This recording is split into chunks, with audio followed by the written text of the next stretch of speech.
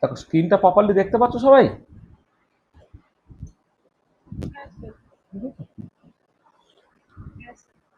আচ্ছা, চলো তাহলে। স্নিগ্ধা, বই কিনে নিয়ে এসছিস? হ্যাঁ স্যার, দুটো কিনেছি। ইনঅর্গানিকটা এখন কেনা হয়নি, আবার যখন কলেজ যাব সেদিন কিনে নেব। আচ্ছা, ঠিক আছে। ওটা কিনে নিবি, ওটা তো লাগবে তো, কিনে নিবি। আচ্ছা আচ্ছা, দেখো আমরা আসলে আমরা তো বলেছিলাম যে নর্মাল যে অনলাইন ক্লাসটা বৃহস্পতিবার সকালে হবে। আসলে এই সপ্তাহে আজকে মানে একটা অ্যাডিশনাল ক্লাস নিয়ে নিচ্ছি। কালকে সকালটা একটু আনসার্টেনটি আছে, আমি রাত্রে বুঝতে পারবো আর কি, যে কালকে সকালে ক্লাসটা নিতে পারবো কিনা। কালকে সকালেও ক্লাসটা নিতে পারি, হুম, কিন্তু কিছুটা আনসার্টেনটি আছে বলে আজকে ক্লাসটা আজকে নিয়ে নিলাম আর কি। হ্যাঁ, আচ্ছা। মানে এমনিতে আমরা বলেছিলাম যে সপ্তাহে একদিন অনলাইন ক্লাস হলেই হয়ে যাবে, কিন্তু হয়তো কখনো কখনো দেখবে একের বেশি ক্লাস নিতে হচ্ছে কিছু প্রবলেম বা ইত্যাদি করার জন্য, সেটা সবার সাথে সবাই সম্মতিক্রমে সেই ক্লাসটাকে নেওয়া যাবে। তাহলে আমরা এই যে লেকচারটাতে আমরা আজকে শুরু করছি হচ্ছে থার্মোডাইনামিক্স পার্টটা। থার্মোডাইনামিক্স পার্টটা এখানে শুরু করে দিই, কারণ অনেকের ওই পরীক্ষাটা খুব সামনে আছে বলে আমরা যে ওই ফিটনেস ট্রেনিং পার্টটা সেটা এইটা কিছুটা এগিয়ে নিই। মানে প্রথম দিকে একটা দুটো ক্লাসের পরে আমার থার্মোডাইনামিক্সটাকে শেখার জন্য কিছু অঙ্ক আমার লাগবে। সেই অঙ্কটা তো অবশ্যই ফিটনেস ট্রেনিং এর মধ্যেই পড়ছে আর কি। এখানে আমরা সাবজেক্টটা শুরু করছি থার্মোডাইনামিক্স হিসেবে, সেখানে দেখবে একটা দুটো ক্লাস হওয়ার পরেই হচ্ছে থার্মোডাইনামিক্সটাকে পড়ার জন্য কিছু ম্যাথামেটিক্স লাগবে, সেই ম্যাথামেটিক্সটা আমরা তখন পড়তে থাকবো।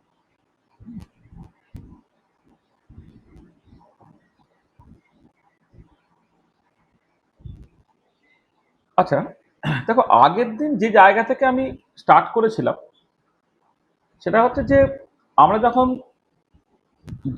তোমার সকল বিভিন্ন লস গুলোকে দেখি, সেটা ফিজিক্সের ল হতে পারে, ফিজিক্যাল কেমিস্ট্রির ল হতে পারে, বা কেমিস্ট্রির ল হতে পারে, বা যে থিওরিগুলোকে দেখি, এই থিওরিগুলোকে মূলত দুটো ক্যাটাগরিতে ভাগ করা যায়।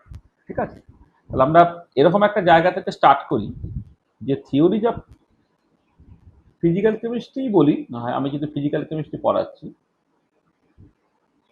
থিওরি অফ ফিজিক্যাল কেমিস্ট্রি না বললে একবার ফিজিক্যাল সায়েন্স বলে দিই, বুঝলে? ফিজিক্যাল সায়েন্স বলতে তোমার physical chemistry as well as ফিজিক্সটা বোঝানো হয়ে যায়। কারণ আমি যে টপিকগুলো পড়াবো থার্মোডাইনামিক্স সেই টপিকটা সেটা দেবো ফিজিক্সের পার্টের মধ্যেও থাকে, আবার ফিজিক্যাল কেমিস্ট্রি পার্টের মধ্যেও থাকে আর কি। Theory of physical science can be broadly classified into two types। ঠিক আছে, তারা কি কি? আমরা বলেছিলাম যে কিছু থিওরি আছে যে থিওরিগুলো কোনো অ্যাজাম্পশন বা পস্তুলেটের উপর ডিপেন্ড করে না। আমি ডেইলি লাইফে যে সমস্ত এক্সপিরিয়েন্স গ্যাদার করি এবং যে সমস্ত কিছু কিছু এক্সপেরিমেন্ট করা হয়, যে এক্সপেরিমেন্টাল অবজারভেশন পাওয়া যায়, তার জেনারেলাইজেশন হচ্ছে এই থিওরিগুলো। আর এই থিওরিগুলো যেহেতু এক্সপিরিয়েন্স এবং এক্সপেরিমেন্টের উপরে বেস করে, এই থিওরিগুলো কিন্তু কারেক্ট। এই থিওরিগুলোর কোনো সকল মানে তার within the periphery of applicability এর কোনো লিমিটেশন নেই। ঠিক আছে, তাহলে আমরা সেই দিয়ে শুরু করি। দেয়ার আর, আর আমার লেখা বুঝতে পারছো তো? আমার লেখা কি বুঝতে পারা যাচ্ছে? হ্যাঁ স্যার। হ্যাঁ, হ্যাঁ, পার্টিকুলারলি নতুন যারা নতুনদের কথা বলছি, যে আমার কি মানে হাতে লেখা বুঝতে বুঝতে পারা যাচ্ছে নাকি পারা যাচ্ছে না? বোঝা যাচ্ছে। বোঝা যাচ্ছে তো? ঠিক আছে, চলো। হ্যাঁ স্যার। ঠিক আছে, কোনো অসুবিধা হলেই বলবে, হ্যাঁ, খুব যত্ন করে শেখার চেষ্টা করো। হ্যাঁ, যারা some theories of there are some theories, এইভাবে শুরু অপার লিখতে হবে না, দেয়ার আর সাম থিওরিজ। আর তোমরা এটা ভালো করে বোঝার চেষ্টা করো, মানে এটা যে তোমাকে আমার লেখার সাথে সাথে তোমাদেরকে লিখে দিতে হবে সেরকম নয়, কারণ আমি যেটা পড়াচ্ছি তার পিডিএফটাও তোমাদের দিয়ে দেবো, এর করসপন্ডিং ভিডিওটাও আমি দিয়ে দেবো। এজন্য তোমরা মানে লিখতেই পারো, সেটা অসুবিধা কিছু নেই, কিন্তু আগে বোঝা, তারপর হচ্ছে লেখা। মানে না বুঝে জাস্ট মানে মানে খাতায় লেখার জন্যই নিজেকে ব্যস্ত রাখবে সেরকম নয়। তুমি ঠিক আছে, মানে আমি তো লিখে লিখে লিখে লিখে যদি পড়াবো, তুমি সাডেনলি যেমন ভাবে ক্লাস নোট নাও সেরকম ভাবে তুমি লিখতেই পারো, তাহলে তোমার একসাথে খাতার মধ্যে জিনিসটা রয়ে গেল। কিন্তু যদি কিছু গ্যাপ ট্যাপও থেকে যায়, কোনো অসুবিধার কিছু নেই, কারণ আমরা এই পিডিএফটা তোমাদের দিয়ে দেবো, সেই পিডিএফটা তোমরা দেখতে পাবে, এবং এর করসপন্ডিং যেটা পড়ালাম সেটার চেষ্টা করবো ভিডিওটাও দিয়ে দেওয়ার আর কি, হ্যাঁ। There are some theories which do not depend on any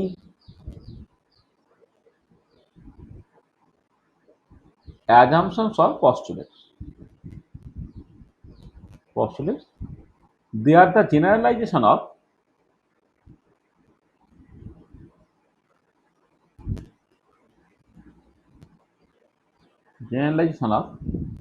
experimental observations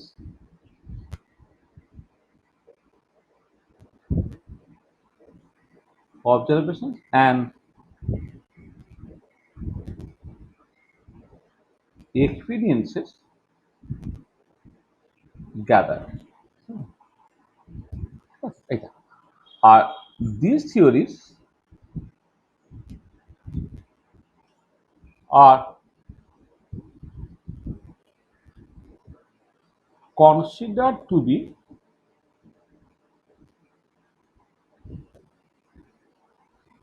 absolutely correct. এই থিওরিগুলো কিন্তু অ্যাবসলিউটলি কারেক্ট হিসেবে ধরা হয়। আচ্ছা, এর এক্সাম্পলের মধ্যে কাদের তুমি পেতে পারো? দেখো, যেটা প্রথমেই যে এক্সাম্পলটা সেটা হচ্ছে লজ অফ ক্লাসিক্যাল থার্মোডাইনামিক্স। যে থার্মোডাইনামিক্সটা আমরা এখন পড়তে চলেছি, সেই ক্লাসিক্যাল থার্মোডাইনামিক্সটা কিন্তু এই পার্টিকুলার ক্যাটাগরির মধ্যে পড়ছে, যেখানে যে থার্মোডাইনামিক্সের যে লগুলো আছে, zeroth law, first law, second law, third law, এরা কিন্তু করে অ্যাজাম্পশন বা পস্তুলেটের উপর ডিপেন্ড করে না। আমরা ডেইলি লাইফে যে সমস্ত এক্সপিরিয়েন্স গ্যাদার করি এবং যে সমস্ত এক্সপেরিমেন্টাল অবজারভেশন পাওয়া যায় তার জেনারেলাইজেশন, তার লজ অফ ক্লাসিক্যাল থার্মোডাইনামিক্স এর মধ্যে পড়ে। আচ্ছা, lodge of experimental chemical kinetics,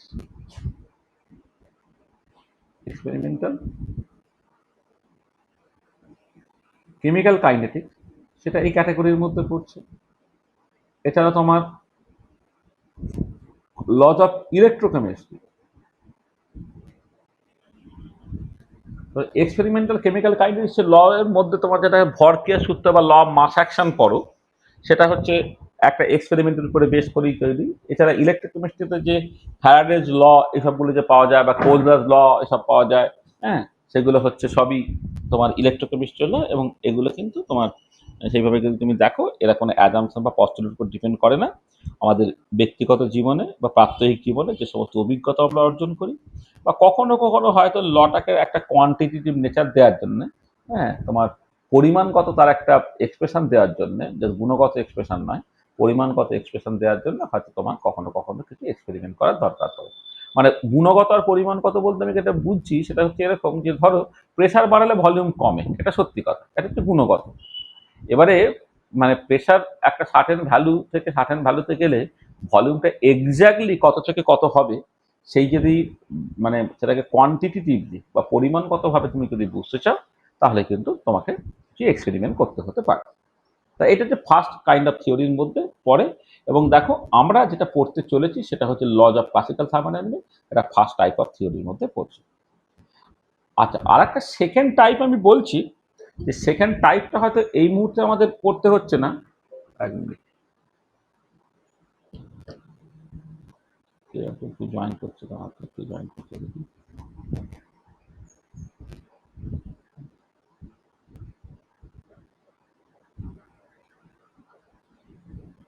আচ্ছা দেখো, সেকেন্ড একটা টাইপ আছে, type 2।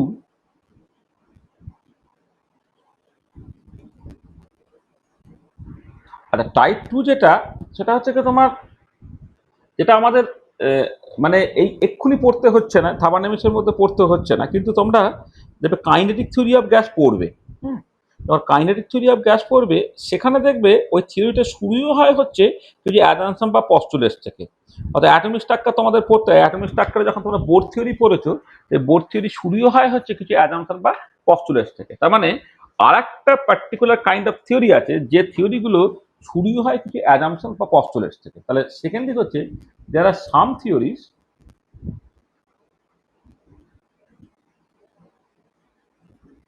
theories that depend on certain assumptions or postulates. There are some theories that depend on certain assumptions or postulates. এবারে এই থিওরিগুলো যেটা গন্ডগোল, যদি এই অ্যাজাম্পশন বা পস্টুলেটগুলো অ্যাডিকুয়েট না হয়, ঠিক না হয়, তাহলে ফাইনাল যে রেজাল্টটা পাবে না, সেই রেজাল্টটা কিন্তু গন্ডগোল থেকে যাবে। তাহলে if this assumptions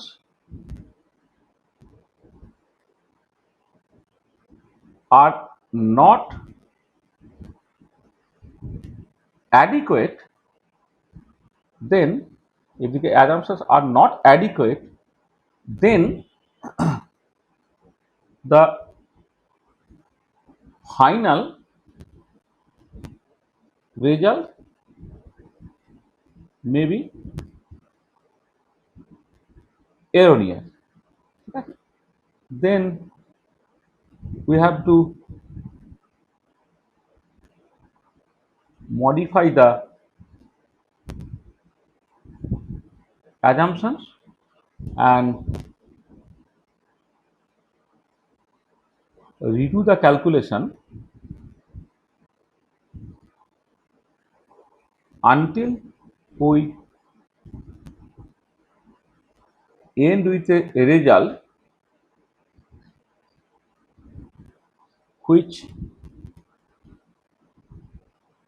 matches with the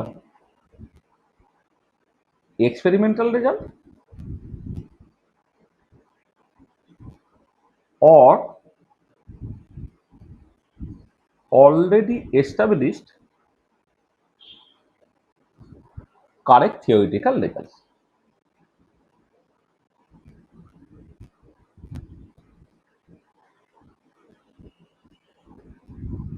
মানে ধরো তোমরা কাইনেটিক থিওরি অফ গ্যাসে যেটা করেছো, যে তুমি প্রথমে ওই কাইনেটিক থিওরি অফ গ্যাসের কিছু বেসিক অ্যাজাম্পশন বা পস্টুলেট দিয়ে স্টার্ট করলে।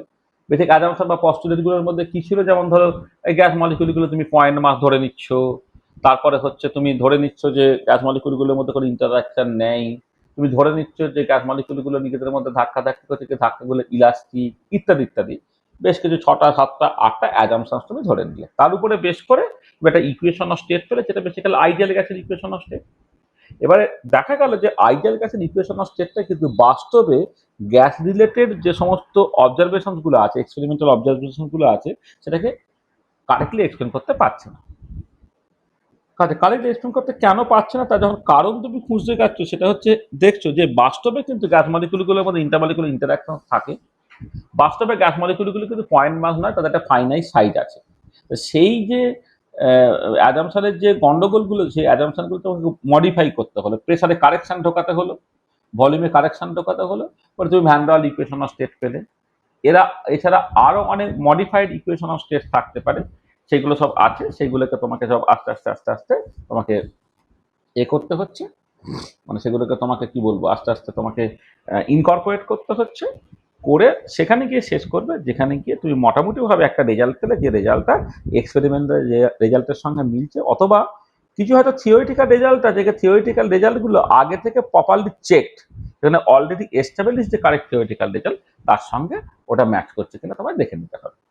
যেমন ধরো কোয়ান্টাম মেকানিক্স বেসিক্যালি, মানে কোয়ান্টাম মেকানিক্যাল রেজাল্টগুলো কিন্তু theoretical result, most of the case এটা থিওরিটিক্যাল রেজাল্ট।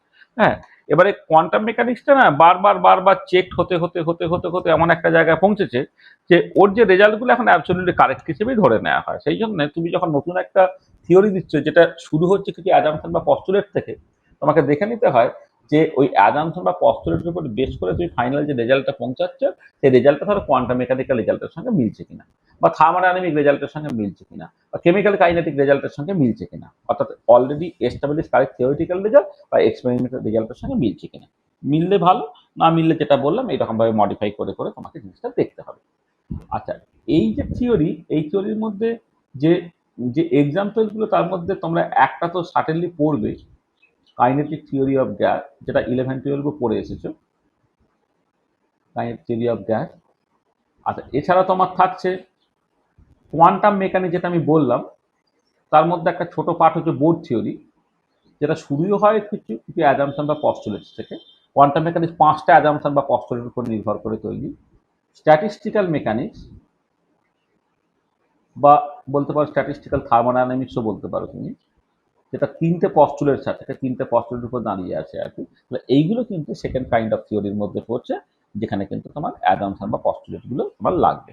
ঠিক আছে, কাইনেটিক থিওরি অফ গ্যাসটা সেটা তোমার সবাই যে সিলেবাসে এই মুহূর্তে আছে সেরকম নয়। হ্যাঁ, তো যখন তোমাদের দেখবে এই সেমিস্টারে না থাকলে পরের সেমিস্টারে থাকবে, তখন আমরা এই পার্টিকুলার জিনিসটা পড়বো। আর কোয়ান্টাম মেকানিক্স, স্ট্যাটিস্টিক্যাল মেকানিক্স পর পর পর পর করে তোমাদের পড়া হবে। ঠিক আছে, এবারে লোকে যেটা মানে মানে করবে, তখন দেখবে যে এই এই যদি থার্মোডাইনামিক্স এবং কেমিক্যাল কাইনেটিক্স বা ইলেকট্রোকেমিস্ট্রি কিছু কিছু ল, যে লগুলো মানুষ মানে এক্সপেরিমেন্টাল ল আর কি, সেগুলো যদি জেনে যায়, তাহলে এই কাইনেটিক থিওরি অফ গ্যাস থেকে যে রেজাল্টটা পাওয়া গেল, দেখা গেল সেটা এক্সপেরিমেন্টাল রেজাল্টের সঙ্গে বা থার্মোডাইনামিক বা কাইনেটিক রেজাল্টের সঙ্গে মিলছে কিনা, কোয়ান্টাম মেকানিক্যাল রেজাল্টটা ওইভাবে ওই রেজাল্টগুলোর সাথে মিলছে কিনা, সেগুলো তখন কম্পেয়ার করে করে দেখবে আর কি। ঠিক আছে, তো দেখো, তাহলে শুরুতে আমরা এরকম একটা জায়গা থেকে স্টার্ট করলাম, যে আমরা লজ অফ ফিজিক্যাল কেমিস্ট্রিকে দুটো ক্যাটাগরিতে ভাগ করতে পারছি। তার মধ্যে প্রথম ক্যাটাগরি যেটা, সেটা অ্যাজাম্পশন বা পস্তুলেটের উপর নির্ভর করে নয়, আমরা সেইটাকে অ্যাকচুয়ালি থার্মোডাইনামিক্স হচ্ছে তোমার সেই ক্যাটাগরির মধ্যে পড়ছে। তাহলে আমাদের এখন পড়তে হবে হচ্ছে ক্লাসিক্যাল থার্মোডাইনামিক্স। ঠিক আছে, আচ্ছা, ক্লাসিক্যালটা আমি পরে আলোচনা করছি। তাহলে প্রথমে দেখি যে থার্মোডাইনামিক্স। চলে এসে এবারে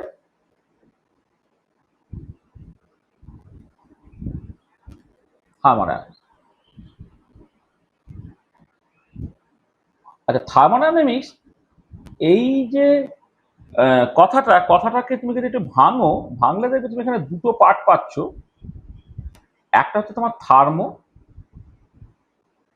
এটা, আর একটা পাচ্ছ তুমি ডায়নামিক্স। তো থার্মোডাইনামিক্সটা যদি তুমি ভাঙো, সেখানে দুটো টার্ম পাচ্ছ। একটা হচ্ছে থার্মো। থার্মো মানে কি? থার্মো মিনস হিট, মিন হিট। হ্যাঁ, এটা। আচ্ছা, এবারে পরবর্তীকালে দেখা গেল যে বিজ্ঞানী জুল সাহেব যেটা দেখালেন ফার্স্ট ল থার্মোডাইনামিক্সের থ্রু দিয়ে, এই heat and work are equivalent.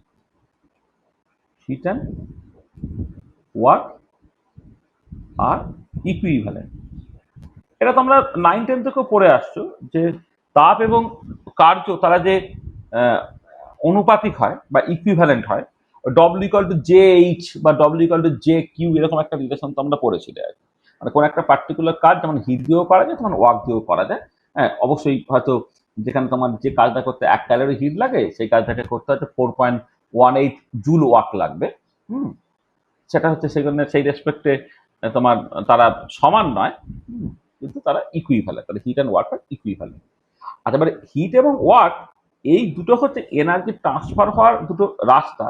Heat and work হচ্ছে তোমার দুটো মোড, যে মোডের থ্রু দিয়ে এনার্জি ট্রান্সফার হতে পারে। তাহলে heat and work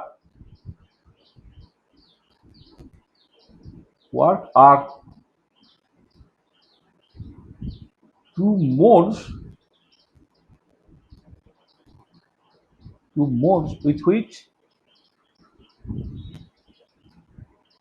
with which energy can be transferred across the boundary. আমরা আরেকটু এগোলে তুমি দেখতে পাবে যে কোন একটা ধরো সিস্টেম আছে। সিস্টেম মানে হচ্ছে ইউনিভার্সের একটা পার্ট, যে পার্টটা নিয়ে আমি অ্যাকচুয়ালি ইন্টারেস্টেড, সেই সিস্টেম আমরা ডিফাইন করবো পরে। এবারে দেখা যাচ্ছে সেখানে এনার্জি ঢুকতে পারে, এনার্জি বেরোতে পারে, কিন্তু এনার্জি যখন ঢুকে বা বেরোয়, দু রকম ভাবে এনার্জিটা ঢুকতে পারে বা বেরোতে পারে। কখনো কখনো সেই হিট হিসেবে এনার্জিটা ঢুকতে পারে বা বেরোতে পারে, কখনো কখনো ওয়ার্ক হিসেবে এনার্জিটা ঢুকতে পারে বা বেরোতে পারে। তার মানে যদি আমি থার্মোটাকে বলছিলাম হিট, তারপরে বোঝা গেল হিট আর ওয়ার্ক হচ্ছে ইকুইভ্যালেন্ট, আর হিট আর ওয়ার্ক হচ্ছে তোমার এনার্জি, তার দুটো ফর্ম, যা দিয়ে সে তোমার মানে অ্যাক্রস দ্য বাউন্ডারি এনার্জিটা ট্রান্সফার করতে পারে। মানে তুমি দেখো, হিট, ওয়ার্ক এবং এনার্জি তিনটের কিন্তু ইউনিট বা ডাইমেনশন একই। ঠিক আছে, তিনটেকে তুমি জুল দিয়ে এক্সপ্রেস করতে পারো, বা তিনটেকে তুমি ক্যালোরি দিয়ে এক্সপ্রেস করতে পারো, বা তিনটেকে তুমি লিটার অ্যাটমসফিয়ার দিয়ে এক্সপ্রেস করতে পারো। এইগুলো এখানে তাদের মধ্যে একটা ইকুইভ্যালেন্সি আছে। সেখানে থার্মো যদিও তার স্টার্টিংটা হয়েছিল হিট নিয়ে, এখন থার্মো বলতে লোকের ইউজুয়ালি বোঝে হচ্ছে এনার্জি। আচ্ছা, আর একটা টার্ম আছে ডায়নামিক্স। ডায়নামিক্স তো তোমরা তো কাইনেমেটিক্স, কাইনেটিক্স, ডায়নামিক্স এসব তুমি পড়েছো। ডায়নামিক্স মানে মূলত হচ্ছে something which is in motion, তাই তো? ডায়নামিক্স মানে সামথিং মানে রিলেটেড টু মোশন আর কি, something which is related to motion. Statics আর ডায়নামিক্স এই দুটো ডিফারেন্স থেকে, কারণ স্ট্যাটিক্স মানে হচ্ছে কোনো আনব্যালেন্স ফোর্স নেই, সেটা যেখানে ছিল সেখানেই রয়ে যাচ্ছে। আর ডায়নামিক্স মানে বেসিক্যালি একটা গতি থাকছে আর কি, কিছু গতির সঙ্গে associated, something which is related to motion. তাহলে দেখো, তাহলে থার্মোডায়নামিক্স তাহলে কাকে বলবো? না, থার্মোডায়নামিক্স হচ্ছে তুমি সেভাবে বললে যেটা দাঁড়াবে, এটা একটা সাবজেক্ট যেটা basically deals with energy which is in motion, বা এনার্জি ট্রান্সফার, বা এনার্জি ইন ট্রানজিট, এটা নিয়ে ইন্টারেস্টেড। তাহলে আমরা এইভাবে বলতে পারি thermodynamics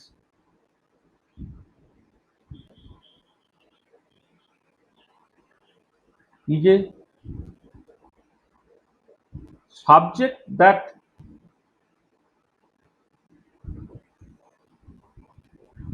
deals with energy which is in motion,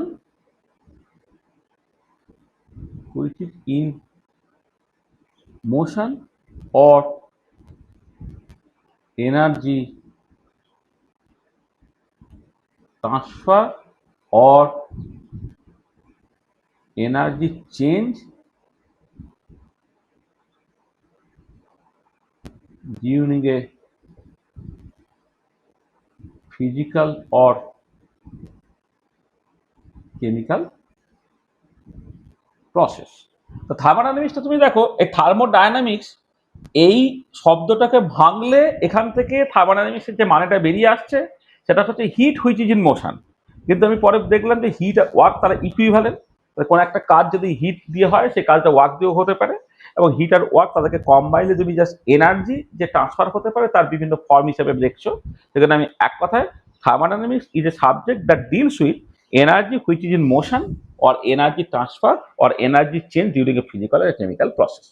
ঠিক আছে? তাহলে বুঝতে পারলে থার্মোডাইনামিক্স বলতে আমি অ্যাকচুয়ালি কি বুঝছি। ঠিক আছে? কোনো অসুবিধা আছে? ঠিক আছে তো, থার্মোডাইনামিক্স বলতে কি বুঝছি? ঠিক আছে, পরিষ্কার না পরিষ্কার নয়?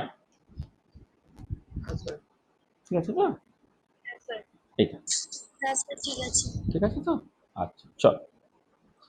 আচ্ছা, এবারে এই যে থার্মোডাইনামিক্স, সে থার্মোডাইনামিক্সটাকে যদি তুমি ঠিক করে দেখো, থার্মোডাইনামিক্স না বেসিক্যালি তোমার মানে তার মানে তোমার তুমি যদি তার মানে স্কোপ অ্যান্ড অ্যাপ্লিকেবিলিটি এইসব জায়গাগুলো একটুখানি বোঝার চেষ্টা করো। থার্মোডাইনামিক্সে কিন্তু তোমার স্কোপ অ্যান্ড অ্যাপ্লিকেবিলিটির পরে আমি জাস্ট পরে যাচ্ছি, আগে যাচ্ছি। তার আগে দেখো, এই থার্মোডাইনামিক্সে তোমার মূলত 4টে ল আছে। থার্মোডাইনামিক্সে মূলত 4টে ল।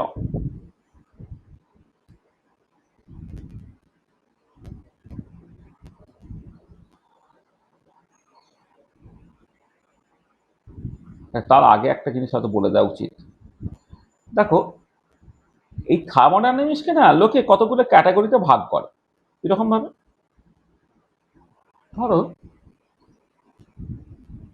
মানে তোমাদের দুটো জিনিসটা অ্যাটলিস্ট করতে হবে, সেটা আমি অন্তত বলে দিই। থার্মোডাইনামিক্সকে তুমি দুটো মেজর ক্যাটাগরিতে ভাগ করতে পারছো। আচ্ছা, এক সেকেন্ড দাঁড়াতে। হ্যালো,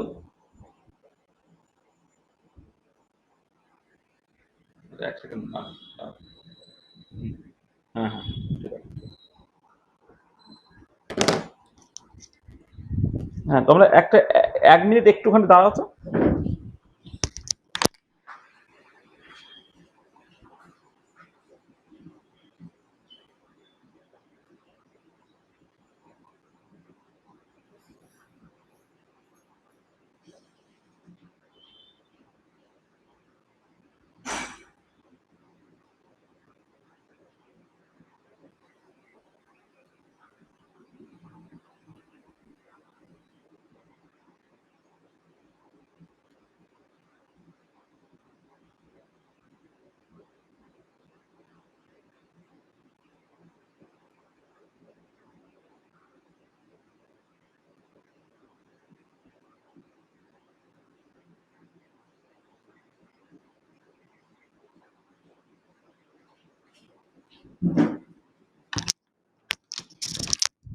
হ্যাঁ, দেখো, যেটা বলছিলাম যে তোমার থার্মোডাইনামিক্স এইটাকে না আমাদের সাথে দু রকমের থার্মোডাইনামিক্স পড়তে হয় বলে এই থার্মোডাইনামিক্সের দুটো মেজর ক্লাসিফিকেশন একটুখানি বলে নিই।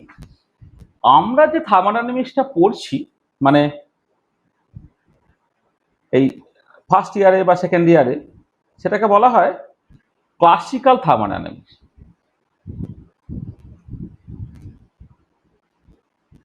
Classical thermodynamics.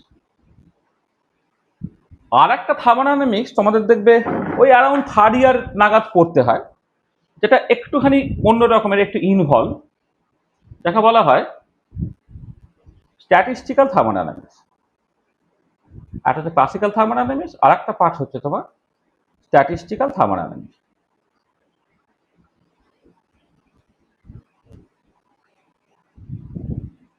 Statistical thermodynamics. আচ্ছা, এই ক্লাসিক্যাল থার্মোডাইনামিক্স যেটা আমরা পড়বো, দেখবে এই থার্মোডাইনামিক্সের মজা হচ্ছে যে এই থার্মোডাইনামিক্সটা কখনো তোমার intrinsic structure of the system সেটা নিয়ে ইন্টারেস্টেড নয়। মানে intrinsic structure of the system সেটা নিয়ে ইন্টারেস্টেড নয়, মানে মানে ধরো যে একটা কোনো একটা সিস্টেম, সেই সিস্টেমটা যে তৈরি হয়েছে, সেই সিস্টেমটা ধরো তোমার কি কি মলিকুল দিয়ে তৈরি হয়েছে, সেই মলিকুলগুলো ডায়াটমিক নাকি মনোঅ্যাটমিক বা পলিঅ্যাটমিক। পলিঅ্যাটমিক হলে সেগুলো লিনিয়ার না নন লিনিয়ার, সেই ইন্ট্রিনজিক স্ট্রাকচার নিয়ে ইন্টারেস্টেড নয়। ক্লাসিক্যাল থার্মোডাইনামিক্স এটা হচ্ছে basically does not depend on the microscopic basis of the macroscopic or bulk system। মানে একটা ম্যাক্রোস্কোপিক বা বড় সিস্টেম আছে, তার জন্য ক্লাসিক্যাল থার্মোডাইনামিক্সের লগুলো অ্যাপ্লিকেবল। কিন্তু সেই ম্যাক্রোস্কোপিক সিস্টেমটা তৈরি হচ্ছে অনেক মলিকুলস দিয়ে বা অ্যাটমস দিয়ে, সেইটা নিয়ে কিন্তু ক্লাসিক্যাল থার্মোডাইনামিক্স ইন্টারেস্টেডই না। আবার উল্টো দিকে যখন তুমি স্ট্যাটিস্টিক্যাল থার্মোডাইনামিক্স দেখবে, স্ট্যাটিস্টিক্যাল থার্মোডাইনামিক্স বেসিক্যালি ডিল করে কি দিয়ে, microscopic basis of the macroscopic thermodynamic property. মানে এটা হচ্ছে স্ট্যাটিস্টিক্যাল থার্মোডাইনামিক্স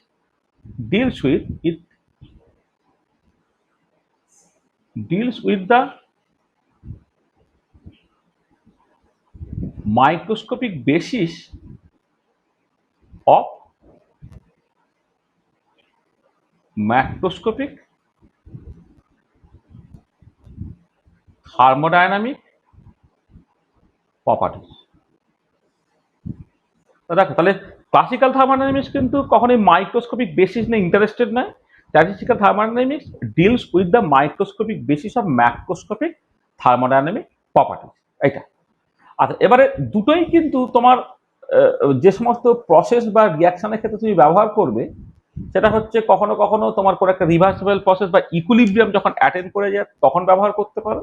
আবার কোনো একটা নন ইকুইলিব্রিয়াম ফেনোমেনন বা ইরিভার্সিবল ফেনোমেনন, সেখানে তুমি ব্যবহার করতে পারো। যেন ক্লাসিক্যাল থার্মোডাইনামিক্সের দুটো পার্ট আছে, একটা রিভার্সিবল থার্মোডাইনামিক্স আর ইরিভার্সিবল থার্মোডাইনামিক্স। রিভার্সিবল বা ইকুইলিব্রিয়াম থার্মোডাইনামিক্স আর ইরিভার্সিবল বা নন ইকুইলিব্রিয়াম থার্মোডাইনামিক্স। স্ট্যাটিস্টিক্যাল থার্মোডাইনামিক্সেও ঠিক একই রকমভাবে দুটো পার্ট আছে, একটা হচ্ছে রিভার্সিবল বা ইকুইলিব্রিয়াম থার্মোডাইনামিক্স, একটা হচ্ছে ইরিভার্সিবল বা নন ইকুইলিব্রিয়াম থার্মোডাইনামিক্স। ঠিক আছে? মানে এগুলো তোমার এখন ঠিক বুঝতে অসুবিধা হবে, তোমাদের শুধুমাত্র ক্লাসিক্যাল থার্মোডাইনামিক্সে পড়তে হয়, কিন্তু কমপ্লিটনেসের জন্য আমি তোমাকে বলে দিচ্ছি যে ক্লাসিক্যাল থার্মোডাইনামিক্সের মতো কিন্তু তোমার একটা রিভার্সিবল অর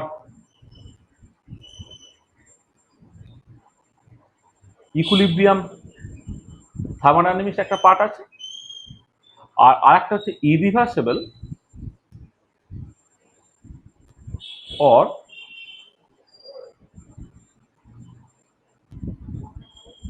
একটা নন ইকুইলিব্রিয়াম একটা পার্ট আছে। তাহলে রিভার্সিবল আর ইকুইলিব্রিয়াম একটা পার্ট আছে, এই রিভার্সিবল আর নন ইকুইলিব্রিয়াম একটা পার্ট আছে। আর এর ক্ষেত্রেও তাই, স্ট্যাটিস্টিক্যাল থার্মোডাইনামিক্সের মধ্যেও কিন্তু তোমার দুটো পার্ট আছে। মানে আমি রিভার্সিবল প্রসেস বা ইকুইলিব্রিয়াম প্রসেস কাকে বলে, ইরিভার্সিবল প্রসেস বা নন ইকুইলিব্রিয়াম প্রসেস কাকে বলে আমরা বলবো। তাহলে আমি যে থার্মোডাইনামিক্সের প্রিন্সিপালটা কোথায় ব্যবহার করছি, ওর একটা রিভার্সেবল বা ইকুইলিব্রিয়াম প্রসেসের ক্ষেত্রে ব্যবহার করছি, নাকি ইরিভার্সেবল বা নন ইকুইলিব্রিয়াম প্রসেসের ক্ষেত্রে ব্যবহার করছি, তার মতো করে ক্লাসিফিকেশনটা। স্ট্যাটিস্টিক্যাল থার্মোডাইনামিক্সও তোমার একটা রিভার্সেবল পার্ট থাকে, রিভার্সেবল অর ইকুইলিব্রিয়াম একটা পার্ট থাকে, ইকুইলিব্রিয়াম থার্মোডাইনামিক্স থাকে, আর একটা হচ্ছে তোমার irreversible or non equilibrium thermodynamics, এটা একটা পার্ট থাকে। তাহলে আমাদের কি পড়তে হয় জানো তো, তুমি কিন্তু সেইভাবে দেখো, যদি আমরা তোমার এমনি থার্মোডাইনামিক্স বলি, আমাদের কিন্তু পড়তে হয় শুধুমাত্র এইটুকু পার্ট, জানো, মানে ক্লাসিক্যাল থার্মোডাইনামিক্সের যে রিভার্সেবল পার্টটা বা ইকুইলিব্রিয়াম পার্টটা, এইটুকুই কিন্তু আমাদের সিলেবাসে আছে। মানে এটা হয়তো যেহেতু শুধুমাত্র রিভার্সেবল বা equilibrium aspect of the classical thermodynamics পড়া হচ্ছে, সেটা হয়তো অন্যান্য মাস্টারমশাইরা বা বিভিন্ন বইয়ে আলাদা করে মেনশন করে দেওয়া থাকছে না, কিন্তু তুমি যে গ্লোবালি থার্মোডাইনামিক্সটাকে দেখো, থার্মোডাইনামিক্স ক্লাসিক্যাল থার্মোডাইনামিক্স হতে পারে, স্ট্যাটিস্টিক্যাল থার্মোডাইনামিক্স হতে পারে। ক্লাসিক্যাল থার্মোডাইনামিক্স একটা রিভার্সেবল অ্যাসপেক্ট থাকতে পারে, ইরিভার্সেবল অ্যাসপেক্ট থাকতে পারে। স্ট্যাটিস্টিক্যাল থার্মোডাইনামিক্স একটা রিভার্সেবল পার্ট থাকতে পারে, একটা ইরিভার্সেবল পার্ট থাকতে পারে। তো আমরা অ্যাকচুয়ালি যেটা পড়বো সেটা হচ্ছে ক্লাসিক্যাল থার্মোডাইনামিক্সের রিভার্সেবল অ্যাসপেক্ট। ঠিক আছে, বুঝেছো? হ্যালো, হ্যালো, শুনতে পাচ্ছ? হ্যালো,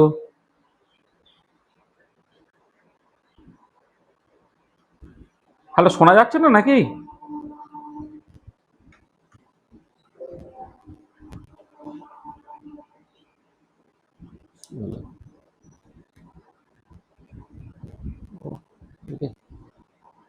চলে গেছে, কখন কেটে গেছে?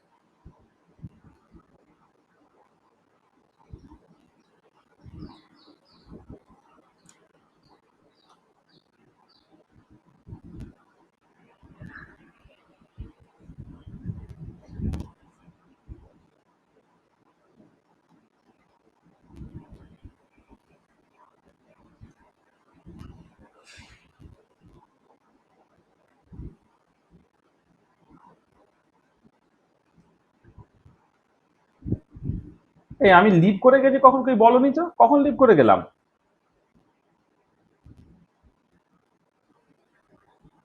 হ্যালো,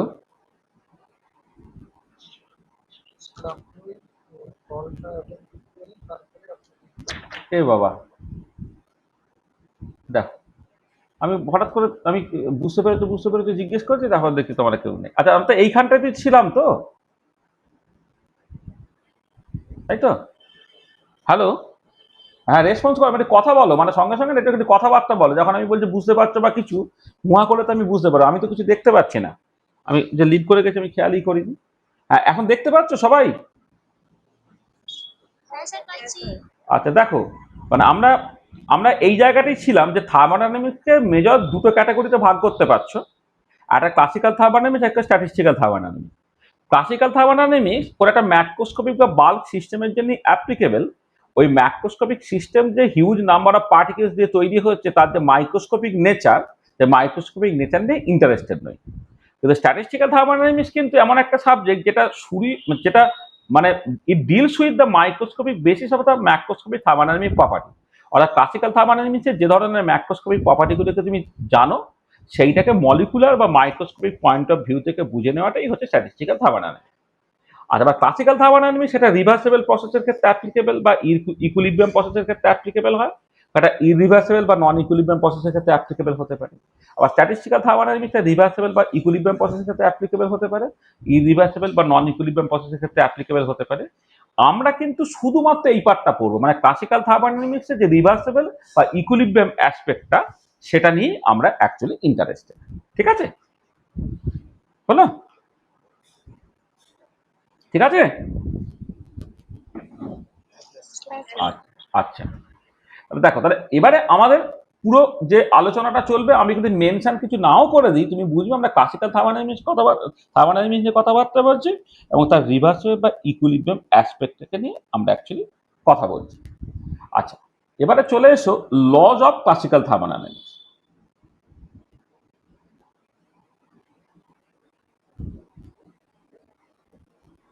লজ অফ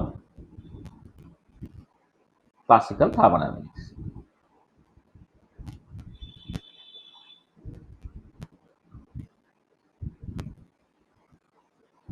আচ্ছা, ক্লাসিক্যাল থার্মোডাইনামিক্সের মূলত 4টে ল আছে। দেয়ার আর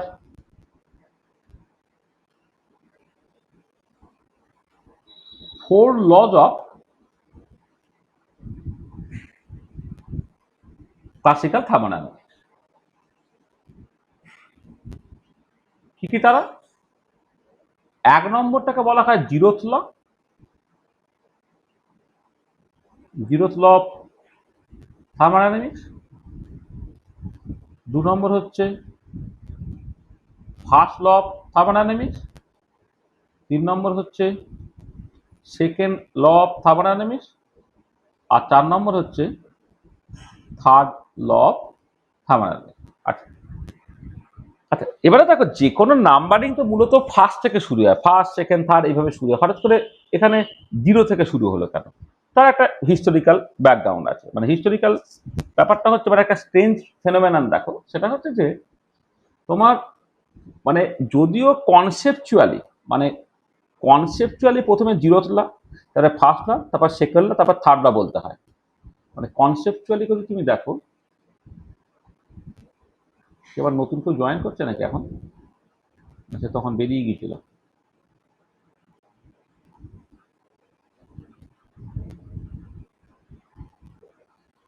সাহেবরা কোথায় ছিলি রে? হ্যাঁ সাহেব, হ্যালো। হ্যাঁ, কি ব্যাপার এখন কেন? একটু লেট হয়ে গেছে, ওটা চাপ ছিল না। হ্যাঁ, আবার অজুহাত, এসছি। আবার যত অজুহাত সব। তো দেখো, মানে কনসেপচুয়ালি যদি তুমি দেখো, কনসেপচুয়ালি কিন্তু প্রথমে তোমাকে জিরোথ ল পড়তে হয়, তারপরে আসবে হচ্ছে তোমার ফার্স্ট ল, তারপরে পড়বে মানে আসবে হচ্ছে সেকেন্ড ল, আর তারপরে আসবে তোমার থার্ড ল। এটা হচ্ছে কনসেপচুয়ালি। মানে আমরা যখন পড়াবো প্রথমে জিরোথ ল পড়াবো, তারপর ফার্স্ট ল পড়াবো, তারপর সেকেন্ড ল পড়াবো, থার্ড ল পড়াবো। কিন্তু হিস্টোরিক্যালি যদি দেখো যে কোন লটা কখন এসেছে, তাতে কিন্তু সারপ্রাইজিং ব্যাপার সেটা হচ্ছে কি সেকেন্ড ল, সেটা কিন্তু হিস্টোরিক্যালি প্রথম এসেছিল, তারপরে এসেছিল ফার্স্ট ল, তারপরে এসেছিল থার্ড ল, আর ফাইনালি এসেছিল তোমার জিরোথ ল। প্রথমে সেকেন্ড ল, তারপরে ফার্স্ট ল, তারপর থার্ড ল, তারপরে জিরোথ ল। আচ্ছা, সেকেন্ড ল যদি তুমি ডিসকভারিটা দেখো, আমি স্টেটমেন্ট গুলো পরে বলবো। আচ্ছা, সেকেন্ড ল সেটা মোটামুটি ভাবে ধরো এই 1823-24 এই সাল নাগাদ বিজ্ঞানী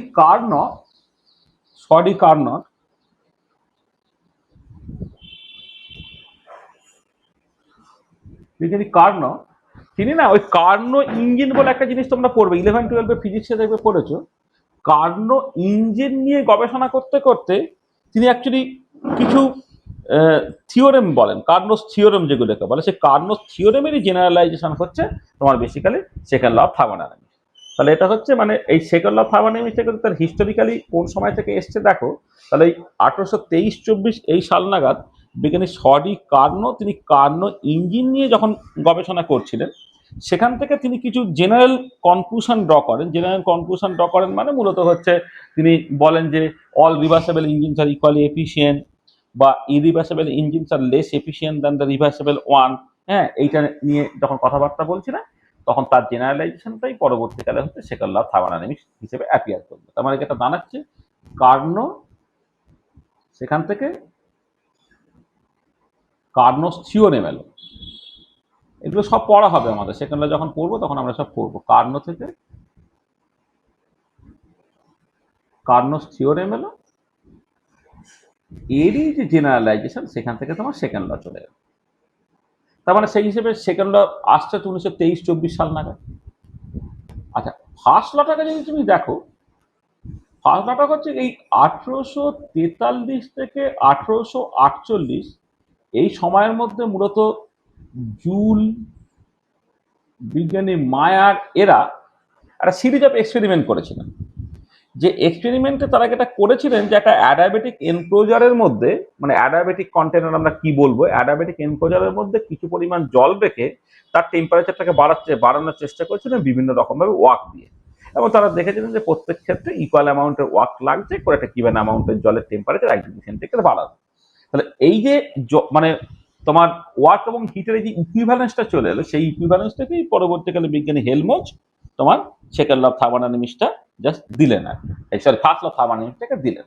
তাহলে জুল এবং মায়ার তার যে এক্সপেরিমেন্ট, তার যে জেনারেলাইজেশন, এটা তার তার যে রেজাল্টগুলো জেনারেলাইজেশন করা হলো, জেনারেলাইজেশন করে বেসিক্যালি ফার্স্ট ল এলো। তার মানে তুমি যদি ফার্স্ট লটা এই 1843 থেকে 48 এই সময়ের মধ্যে ফার্স্ট ল চলে এলো। আচ্ছা, থার্ড লটা কোন সময় এসছে যদি তুমি দেখো, এটা মোটামুটি ভাবে 1906 সাল থেকেই ব্যাপারটাকে ভাবতে পারো আর কি। 1906 সালে হ্যাঁ বিজ্ঞানী মানে প্ল্যাঙ্ক পার্টিকুলারলি বিজ্ঞানী প্ল্যাঙ্ক তিনি যেটা বললেন for a pure and perfect crystalline solid তার অ্যাবসোলুট এন্ট্রপিটা 0 হচ্ছে যখন টেম্পারেচারটা 0 কেলভিন। সেই প্ল্যাঙ্ক তিনি 1906 সালে হ্যাঁ থার্ড ল অফ থার্মোডাইনামিক্সটা দিলেন। এটা এছাড়া থার্ড মানে আসলে মজাটা হচ্ছে যে প্রত্যেকটা লয়ের কিন্তু একাধিক ভার্সান আছে, কিন্তু অরিজিনাল ভার্সানটা যদি তুমি দেখো সেই রেসপেক্টে থার্ড ল আসছে কিন্তু 1906 সালে। আচ্ছা আচ্ছা, এবারে কথা হচ্ছে যেটা যে এই ফার্স্ট ল এবং সেকেন্ড ল হয়ে যাওয়ার পরে বিজ্ঞানী গিবস, থার্ড ল তখনও আসেনি, ফার্স্ট ল এবং সেকেন্ড ল হয়ে যাওয়ার পরে বিজ্ঞানী গিবস থার্মোডাইনামিক্সের বইপত্র সব লিখে ফেলবে।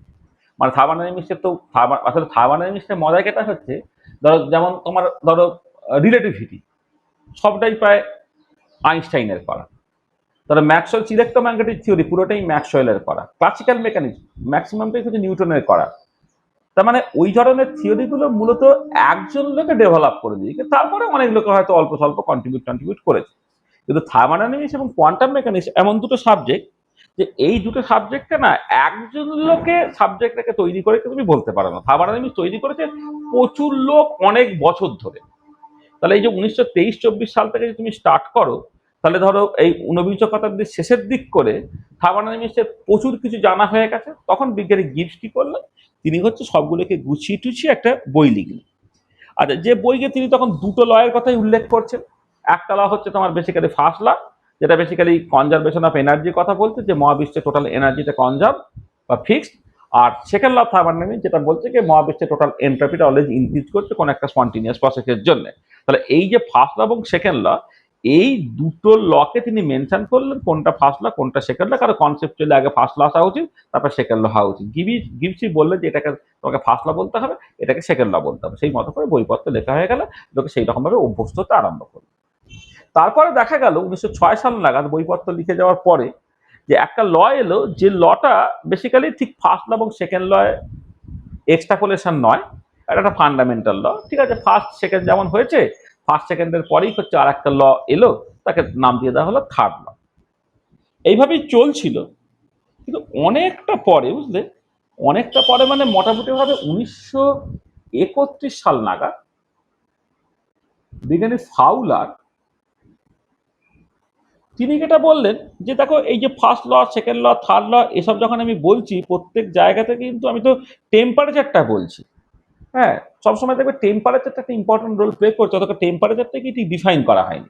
তা টেম্পারেচারকে যদি ডিফাইন করতে হবে, তাহলে টেম্পারেচারটা যদি না বোঝো তুমি, তাহলে তো থার্মোডাইনামিক্সের কোনো মানে থাকছে না। কোনো একটা সিস্টেম যদি থার্মাল ইকুইলিব্রিয়ামে না থাকে, যদি থার্মোডাইন টেম্পারেচারের মানে আমার কাছে পরিষ্কার না হয়, তাহলে সব লগুলো সব বেকার হয়ে যায়। তাহলে ওটাকে একটু আগে বলা দরকার। তিনি এই যে থার্মাল ইকুইলিব্রিয়াম, হ্যাঁ থার্মাল ইকুইলিব্রিয়ামের মানে কি, টেম্পারেচারের মানে কি, সেইটা যখন বললেন তখন 1931 সাল হয়ে গেছে। এবারে দেখো এই জুলের পরে থার্ড ল এসে গেছে। এবারে দেখা যাচ্ছে 1931 সালের আগে তোমার এই first law second law third law এইগুলো এমন বিভিন্ন বইয়ে ঢুকে গেছে বা মানুষের মনের মধ্যে ঢুকে গেছে যে এই লগুলোকে আবার রিনেম করাটা সম্ভব হয়নি। ঠিক আছে, রিনেম করা সম্ভব হয়নি। মানে তুমি যে ঠিক আছে বাবা নতুন যে লটা দেখে সেটাকে ফার্স্ট বলে, ফার্স্টটাকে সেকেন্ড, সেকেন্ডটাকে থার্ড, থার্ডটাকে ফোর্থ বলে দেবে। সেই রিনেমিংটা কি করতে গেলে তোমার বইপত্র থেকে শুরু করে অনেক কিছু তোমার চেঞ্জ করতে হয়। লোকে ওই জন্য আর ঝামেলার মধ্যে গেল না। তারা কি করলো না, তারা বললো যে এক কাজ করো, যেহেতু ফার্স্ট থেকে গল্পটা স্টার্ট হয়েছে, এটাকে যেহেতু এটা মোস্ট ফান্ডামেন্টাল, এটাকে আগে পড়ার দরকার, সেখানে এটার নাম দিয়ে দিল তারা জিরোথ ল। সেটা এসছে কত 1931 সালে। এটা হচ্ছে আমার এই concept of thermal equilibrium, concept of thermal equilibrium. সেখান থেকে তোমার টেম্পারেচার ডিফাইন হবে, টেম্পারেচার ডিফাইন হয়ে সেখান থেকে তোমার হচ্ছে তোমার জিরোথ লটায় আসছে, জিরোথ লটা আসছে। আর প্ল্যাঙ্কের ক্ষেত্রে কেটে হয়েছিল, এখানে বেসিক্যালি হচ্ছে অ্যাবসলিউট এন্ট্রপি। অ্যাবসলিউট এন্ট্রপির ভ্যালু কি হবে, সেটা হচ্ছে তোমার এসটা বেসিক্যালি জিরো হবে হোয়েন টেম্পারেচার তোমার 0 কেলভিন। এখান থেকে তুমি পাচ্ছ হচ্ছে থার্ড ল। তাহলে বুঝতে পারলে যে কনসেপচুয়ালি যদিও জিরোথ ল প্রথমে, তারপরে ফার্স্ট ল, তারপর সেকেন্ড ল, তারপর থার্ড ল, কিন্তু হিস্টোরিক্যালি প্রথমে এসেছে সেকেন্ড ল, তারপরে এসেছে ফার্স্ট ল, তারপরে এসেছে থার্ড ল। জিরোথ ল কিন্তু এসছে একদম পরে। বুঝতে পেরেছো? ঠিক আছে, এটা তো মাথায় রাখতে হবে। হলো। আচ্ছা, একটা হ্যালো, শুনতে পাচ্ছ? হ্যাঁ স্যার পাচ্ছি। আচ্ছা, এবারে একটা ইন্টারেস্টিং পয়েন্ট দেখো।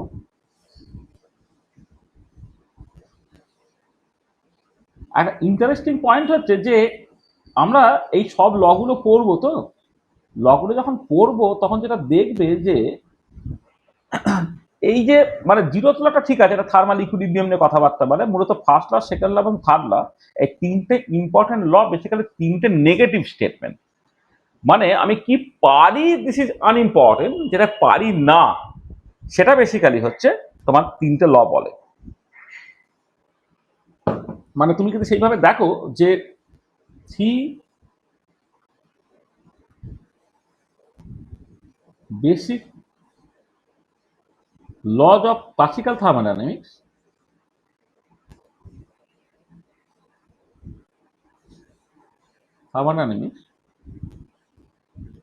are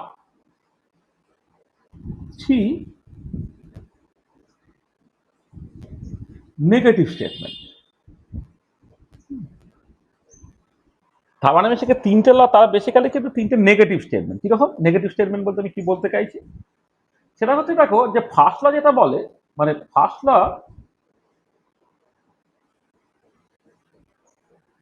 thermodynamics discards the possibility of existence of perpetual machine of first kind। মানে ব্যাপারটা কিরকম? আচ্ছা, পারপিচুয়াল মেশিন বলতে আমি কি বুঝি সেটা প্রথমে একটুখানি বলে নিই তোমাকে, এগুলো সব পরে আবার ভালো করে বলবো। পারপিচুয়াল মেশিন বলতে আমি কি বুঝি, perpetual machine of first kind, perpetual machine of second kind আবার পরে আসবে। Perpetual machine of first kind বলতে আমি কি বুঝছি, আচ্ছা দেখো, যখন মানে বিলেতে মানে ইংল্যান্ডে যখন শিল্প বিপ্লব হলো, তখন মানুষ কি করেছিল যে বিভিন্ন রকম ইঞ্জিন বানানোর চেষ্টা করেছিল, যে ইঞ্জিনটা খুব দরকার সিভিলাইজেশনের জন্য, যে বেসিক্যালি কি হয় মানে তোমার কোনো কাজকে রিপিটেডলি করতে পারবে। আচ্ছা, মানে বেস্ট পসিবল ইঞ্জিন কি হতে পারে সেটাকে বের করতে করতে মানুষ যেটা মানে ভাবলো, যে দেখা যাচ্ছে যে ইঞ্জিন সে কিছুটা হিট নেয়, সেই হিটের একটা ফ্র্যাকশন হচ্ছে ওয়ার্কে কনভার্ট করে। তাহলে বেস্ট পসিবল ইঞ্জিন সেটা হতে পারতো যে কোনো হিট নেবে না কিন্তু ওয়ার্ক দেবে। তাহলে মেশিন মানে হচ্ছে বেসিক্যালি একটা ইঞ্জিন, মানে ইঞ্জিন মেশিন মানে বেসিক্যালি কি একটা একটা মেকানিক্যাল ডিভাইস যে কোনো একটা কাজকে রিপিটেডলি করে, আর যে কাজটা অবশ্যই সাইক্লিক্যালি কাজ করে আর কি। তাহলে এমন একটা মেশিন বা একটা মেকানিক্যাল ডিভাইস হুইচ অপারেশনের সাইকেল, যেটা তোমার ওয়ার্ক দিতে পারবে আউট অফ নাথিং, কোনো হিট নেবে না কিন্তু ওয়ার্ক দিতে পারবে, সেই মেশিনটা হচ্ছে perpetual machine of first kind. তাহলে পারপিচুয়াল মেশিন অফ ফার্স্ট কাইন্ডটা কি না, this is a mechanical device which operates in a cycle and which can produce work out of nothing, মানে তার মানে without absorbing heat, out of nothing মানে কোনো hit absorb না করে সে ওয়ার্ক দেবে। একে বলা হয় perpetual machine of first kind. Perpetual machine of first kind হচ্ছে একটা মেশিন, যেটা মেশিন মানেই হচ্ছে সে সাইক্লিক পথে কাজ করে। মেশিন তো একই কাজ বারবার বারবার করে, মানে সাইকেলে যদি কাজ না করে তাহলে কাজটা বারবার বারবার করে করতে পারবে না। তাহলে একটা মেশিন, যে মেশিনটা হচ্ছে তোমার ওয়ার্ক দিচ্ছে আউট অফ নাথিং, কোনো তার মানে ব্যাপারটা কিরকম দেখো, তুমি কাজ করে যাচ্ছ, তুমি খাচ্ছ না, তুমি কদিন করতে পারবে এই কাজটা? কি বারবার বারবার করতে পারবে? হয়তো ঠিক আছে একবেলা করতে পারলে, একদিন করতে পারলে, তোমাকে কিছুই খেতে দেওয়া হচ্ছে না, তুমি একই কাজ বারবার বারবার করে যেতে পারছো, এটা তোমার পক্ষে সম্ভব না। তাহলে প্রথমে মানুষ এরকম একটা হাইপোথেটিক্যাল জিনিস ভাবতো যে এরকম যদি কোনো একটা মেশিন পাওয়া যায় তাহলে তো চিন্তাই করা যায় না। তুমি দেখো না, একটা গাড়ি চলছে, তোমার তেল লাগছে না, কত ভালো ব্যাপার না? তুমি কাজ করছো, তোমাকে খেতে দিতে হচ্ছে না, দারুণ ব্যাপার হতো আর কি, ঠিক আছে? তাহলে এরকম মেশিনের কথা মানুষ ভাবতো। It is the first law of thermodynamics, যেটা বললো না perpetual machine of first kind হতে পারে না, ঠিক আছে? তাহলে পারপিচুয়াল মেশিন অফ মানে ফার্স্ট ল অফ থার্মোডাইনামিক্স কি বলছে, যে দেখো কি করতে পারো না, অর্থাৎ কোনো হিট না নিয়ে তুমি যদি সাইক্লিক, তুমি যে সাইক্লিক প্রসেসে হিটকে ওয়ার্কে কনভার্ট করতে মানে ওয়ার্ক পেতে পারবে না, মানে কোনো হিট দিলাম না কিন্তু কোনো একটা সাইক্লিক প্রসেসে তুমি ওয়ার্ক পেলে, এটা তুমি পারো না। ফার্স্ট ল অফ থার্মোডাইনামিক্স মূলত যদি সেই কথাটা বলে। আচ্ছা, আবার উল্টো থেকে যদি সেকেন্ড ল অফ থার্মোডাইনামিক্স দেখো, সেকেন্ড ল অফ থার্মোডাইনামিক্স ওই একই রকম করে ডিসকাস দ্য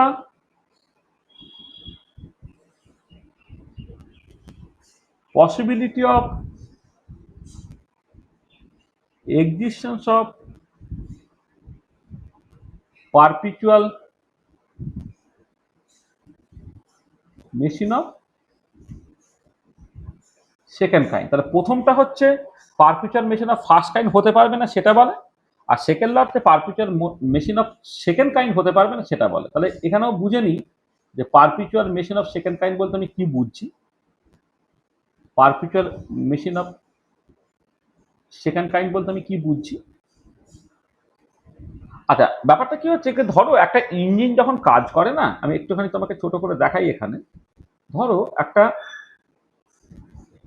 ইঞ্জিন যখন কাজ করে, দুটো হিট রিজার্ভার রাখে, বুঝলে? একটাকে বলে হাই টেম্পারেচার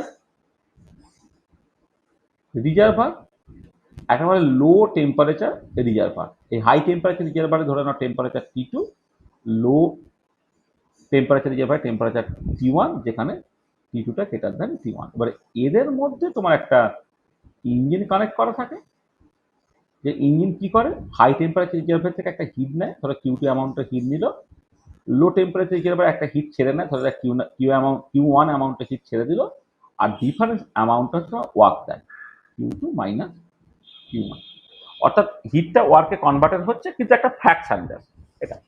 আর এবারে perpetual machine of second kind মানে প্রথম কথা দেখো, তাহলে যেটা কথা সেটা হচ্ছে যে তোমার হিটটাকে ওয়ার্কে কনভার্ট করতে যদি তোমার হয়, তাহলে তোমার ওই দুটো হিট রিজার্ভার লাগবে, একজনের টেম্পারেচার বেশি, একজনের টেম্পারেচার কম।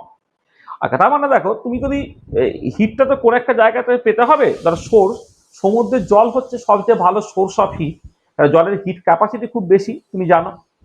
ওই জন্য তো বিভিন্ন রকম ওই না, ওই যে সেক টেক দেওয়ার জন্য জল ব্যবহার করা হয়, কারণ জলের হিট ক্যাপাসিটি অনেকটা বেশি, আর জল অনেক হিট ধরে রাখতে পারে। সমুদ্রে তো অসীম জল আছে, সেখান থেকে আমি হিটটাকে নিয়ে হিটটাকে ওয়ার্ক কনভার্ট আমি করতেই পারি। তাহলে প্রথম যেটা ছিল perpetual machine of first kind, যেটা বলছিল যে হিট নেবানো ওয়ার্ক করতে পারবো, হ্যাঁ, কিন্তু সেটা সম্ভব হলো না ফার্স্ট ল অফ থার্মোডাইনামিক্স থেকে।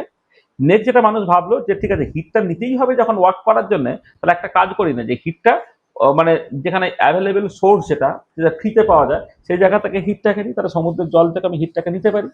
সমুদ্রের জল থেকে আমি যদি হিটটাকে নিই, হ্যাঁ, তাহলে সেইটাকে তুমি যদি ওয়ার্কে কনভার্ট করো, দেখো তোমার বেসিক্যালি হিটটাকে পাওয়ার জন্য তোমাকে আলাদা করে কয়লাও গরম করতে হলো না, কয়লাও পোড়াতে হলো না, বা অন্য কিছু লাগছে। এবারে কথাটা হচ্ছে যে যে সমুদ্রের জল থেকে হিট নিয়ে যদি সমুদ্রের জলেই তুমি ফেলো, অর্থাৎ T2 থেকে T2 এবং T1 যদি সমান হয়, তাহলে কিন্তু আবার কোনো হিটকে ওয়ার্কে কনভার্ট করতে পারা যাবে না। তার মানে যেটা দাঁড়াচ্ছে perpetual machine of first kind হচ্ছে it is a mechanical device or a which a mechanical device which operates in a cycle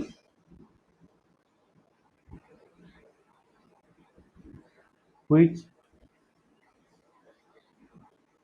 operates in a cycle and এই যে এইটা এক কথায় মেশিন বলে দিতে পারে, মানে mechanical device which operation cycle মানে এক কথায় হচ্ছে মেশিন আর কি। ইট is A machine which can produce work even if it is connected to two heat reservoirs of same temperature। আর সমুদ্রের জল থেকে হিট নিয়ে সমুদ্রের জলেই যদি ফেলো তাহলে সমুদ্রের জলটাই হাই টেম্পারেচারে কি হবে, সমুদ্রের জলটা লো টেম্পারেচারে কি হবে, কিন্তু সমুদ্রের তো টেম্পারেচার একই। তার মানে বেসিক্যালি কি হচ্ছে কি, যদি তুমি এমন কোন একটা মেশিন তৈরি করতে পারো যে সমুদ্রের জল থেকে হিট নিয়ে সমুদ্রের জলই ফেলছে কিন্তু হিটকে ওয়ার্কে কনভার্ট করতে পারলো, হ্যাঁ, সেটা হচ্ছে কখনোই সম্ভব না। Which can produce work even if it is connected to two heat reservoirs of same temperature, এইটা কিন্তু কখনোই সম্ভব নয়। মানে হিটকে ওয়ার্কে কনভার্ট করতে গেলে যে দুটো হিট রিজার্ভার তোমাকে ব্যবহার করতে হবে, দুজনের টেম্পারেচার আলাদা হতে হবে। তাহলে এই যে দুজনের টেম্পারেচার সমান হলেই, অর্থাৎ সমুদ্র থেকে জল নিয়ে সমুদ্রের জলই কিন্তু তোমার ফেলা হয়, তাহলে যে হিটকে ওয়ার্কে কনভার্ট করতে পারা যাবে না, এটা হচ্ছে তোমার সেকেন্ড ল অফ থার্মোডাইনামিক্স বললো। তার মানে সেকেন্ড ল অফ থার্মোডাইনামিক্স এটা basically perpetual machine of second kind যে এক্সিস্ট করতে পারে না সেটা বলে দেখো। আবার এটা একটা নেগেটিভ স্টেটমেন্ট। আর থার্ড ল অফ থার্মোডাইনামিক্স কি বলে? থার্ড ল অফ থার্মোডাইনামিক্স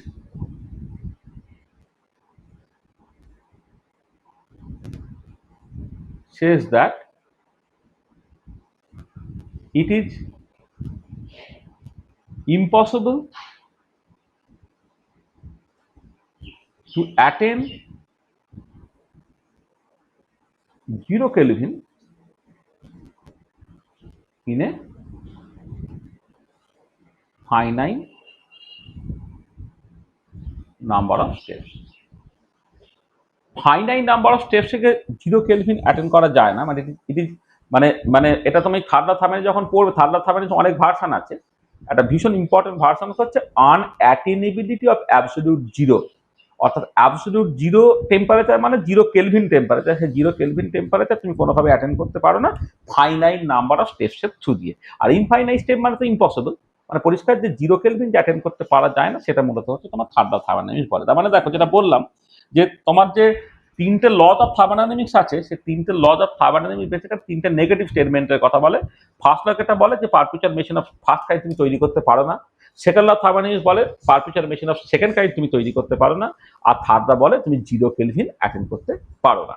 ঠিক আছে, তাহলে যে কথাটা বলছিলাম যে একটা ইন্টারেস্টিং যে ফ্যাক্ট, সেটা হচ্ছে যে তিনটে যে basic lodge of thermodynamics basically তিনটে নেগেটিভ স্টেটমেন্টের কথা বলে। তুমি দেখো যে কোনো ইতিবাচক কথাবার্তা নাই, যে ইতিবাচক কথাবার্তা নাই মানে যে তুমি কি পারো এটা বলছে না, কিন্তু তুমি জাস্ট যেটা বলছে তুমি ভাই এই রাস্তাতে গিয়ে যেও না, এতে কিছু হবে না, মানে কি পারো না সেটা বলছে আর কি। সেটা এখানে বলা হচ্ছে যে তিনটে basic lodge of thermodynamics basically তিনটে নেগেটিভ স্টেটমেন্টের কথা বলে।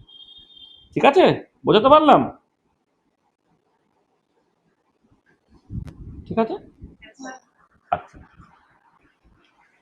আচ্ছা। নেক্সট যে পয়েন্ট আমরা সাইড করতে চাইছি সেটা হচ্ছে থার্মোডাইনামিক্স কিন্তু একটা এক্সাক্ট সায়েন্স।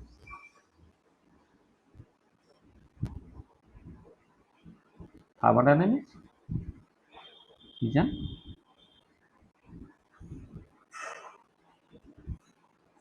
Exact science. আচ্ছা, মানে এক্সাক্ট সায়েন্স মানে তোমার ধরো যে ক্লাসিক্যাল মেকানিক্স যখন তুমি পড়েছো বা কোয়ান্টাম মেকানিক্স পড়েছো বা ইলেকট্রোডাইনামিক্স পড়বে, সেগুলো দেখবে সেগুলো এক্সাক্ট সায়েন্স। এক্সাক্ট সায়েন্স মানে হচ্ছে মানে এক্সাক্ট ম্যাথামেটিক্যাল সায়েন্স, মানে জাস্ট একটা দুটো ল আছে, সেই লয়ের উপরে বেস করে তোমার কিছু ম্যাথামেটিক্স থাকবে, যে ম্যাথামেটিক্সটা তুমি যদি প্রপারলি ব্যবহার করো তুমি কিন্তু একদম জাস্ট অঙ্কের যেমন ইকুয়েশনগুলো সব এক্সাক্ট হয়, মানে তুমি যে আনসার্সগুলো বা যেটাকে তোমার যে থিওরেম গুলো আছে আর কি, মানে যেটা মানে আনসার মানে কি বলবো, এটা কিছু ওই মানে ধরো ইউক্লিডিয়ান জিওমেট্রিতে তো 5টা আনসার আছে, কিছু মানে প্রতিবদ্ধ বিষয় আছে আর কি, সেই বিষয়গুলো যদি সত্যি হয় তা তার উপরে বেস করে তোমার যে জিওমেট্রিটা দাঁড়িয়ে আছে বা অ্যালজাবরাতে তোমার কিছু জিনিস ডিফাইন করতে হয় প্রথমে, সেই ডেফিনেশনের উপর বেস করে যে পরের যে অ্যালজাবরাটা হচ্ছে সেগুলো সব অ্যাবসলিউটলি কারেক্ট হয়। এখানে ঠিক একই রকমের ব্যাপার, সেটা হচ্ছে যে যে দেখো যখন গিভস বই লিখছেন তখন তিনি দুটো লয়ের কথা বলছেন, মানে দেয়ার আর মানে গিভস যখন বই লিখছেন তখন দুটো ল খুব ইম্পর্টেন্ট, এবং আমরা পরবর্তীকালে দেখব যে এই যে জিরোথ ল এবং থার্ড ল এর ঠিক ইম্পর্টেন্সটা অতটা নয় যতটা ফার্স্ট ল এবং second law important. There R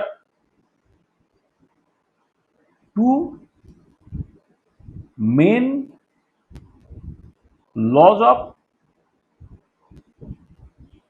classical thermodynamics,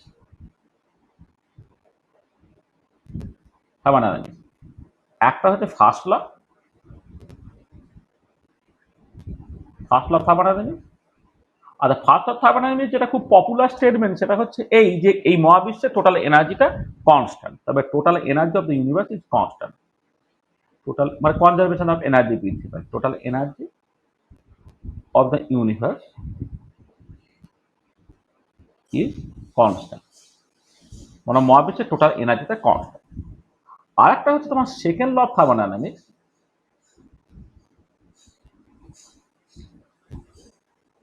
যেটা বলে যে এই মহাবিশ্বের টোটাল এন্ট্রপিটা অলওয়েজ ইনক্রিজ করছে, যেটা বলে যে total entropy of the universe always increases in a spontaneous process. আমাদের যেসব ন্যাচারাল প্রসেসগুলো ঘটে, স্পন্টেনিয়াস প্রসেসগুলো ঘটে, এই স্পন্টেনিয়াস প্রসেসের ক্ষেত্রে কিন্তু তোমার এটা অলওয়েজ ইনক্রিজ করছে, টোটাল এন্ট্রপিটা অলওয়েজ ইনক্রিজ করছে। তাহলে টোটাল এনার্জিটা কনস্ট্যান্ট থাকছে আর টোটাল এন্ট্রপিটা অলওয়েজ ইনক্রিজ করছে। এটা হচ্ছে মূলত দুটো ল। আচ্ছা, এই দুটো ল এর উপরে বেশ করে, based on this two laws, Gibbs derived four equations called the four fundamental equations of thermodynamics। মানে এই দুটো লয়ের উপরে বেশ করে বিজ্ঞানী গিভস তিনি চারটে ইকুয়েশন তৈরি করেছিলেন, যাকে বলে gives four fundamental equations of thermodynamics. হ্যাঁ, সেটা কি কি? এই যে চারটে ইকুয়েশন, প্রথমটা হচ্ছে এরকম ডি ইউ, এখানে প্রত্যেকটা জিনিসের মানে তোমাকে সব পরে বোঝানো হবে। DU equal to PDS minus PDV plus একটা পার্ট থাকে summation over I UI D NI. এখানে প্রত্যেকটা টার্মের মানে আমি পরে বলছি, এগুলো মানেগুলো আস্তে আস্তে পরিষ্কার হবে। ডিএইচ, এইচ এখানে এনথালপি, সেটা হচ্ছে TdS plus VdP plus summation over i mu i dNi. 3 নম্বর হচ্ছে ধরো ডিএ, সেটা হচ্ছে minus SdT minus PdV plus summation over i mu i dNi. আর 4 নম্বর হচ্ছে ডিজি, এটা হচ্ছে minus SdT plus VdP plus summation over i mu i dNi. এটা ঠিক আছে। দেখো এই চারটে তোমার গিভসের four fundamental equation of thermodynamics এইটা। আর এইগুলো এইখানে দেখো তোমার এইখানে এই ডিএনআইটা হচ্ছে, মানে যদি কোনো একটা মিক্সচার থাকে যেখানে অনেকগুলো স্পিসিস আছে, প্রত্যেকের নাম্বার অফ মোলস হচ্ছে এনআই দিয়ে এক্সপ্রেস করা হচ্ছে, তা ডিএনআই মানে হচ্ছে নাম্বার অফ মোলসের চেঞ্জ। আচ্ছা, এইটা সত্যি হচ্ছে এই ইকুয়েশনটা কখন সত্যি না, বেসিক্যালি ওপেন সিস্টেমের জন্য। এবার এইটা একটা স্পেশাল কেসে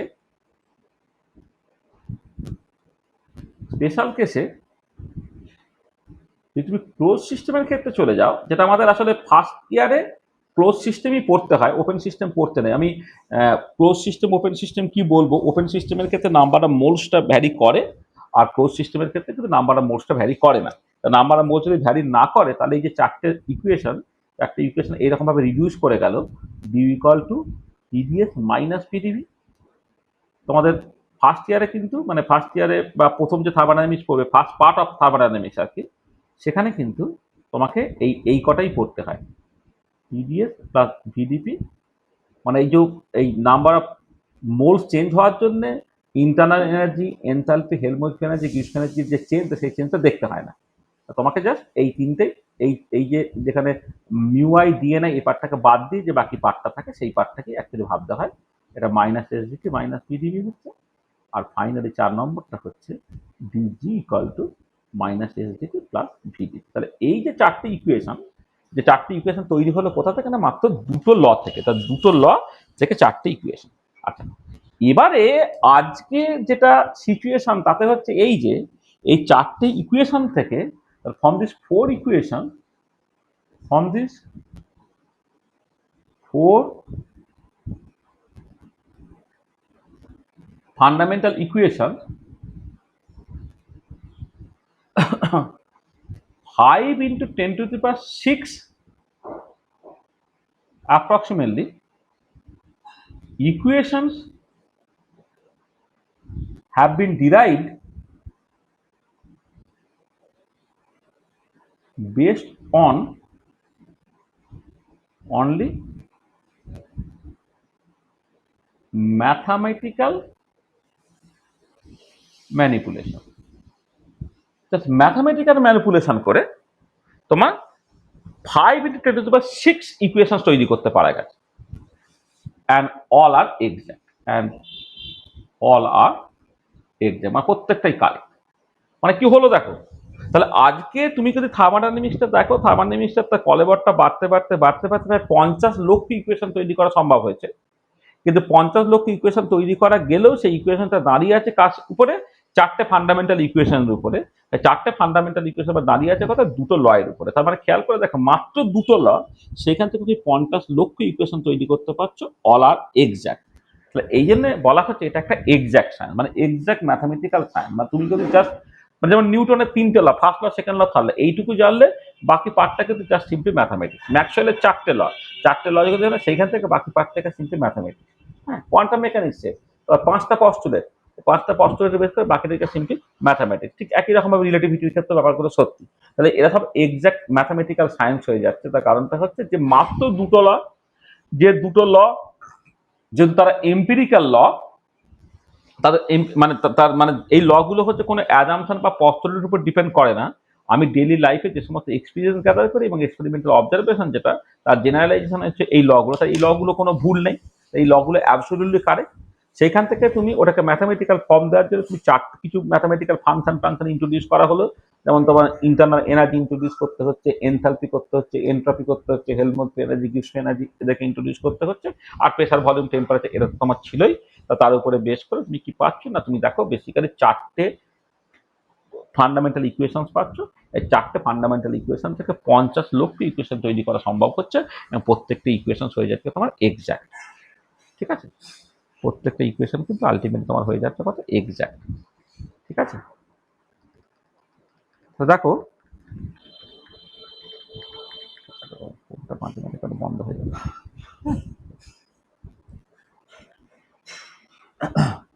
তাহলে দেখো, এই জন্য এটা হচ্ছে একটা এক্সাক্ট ম্যাথমেটিক্যাল সায়েন্স। বোঝা গেল?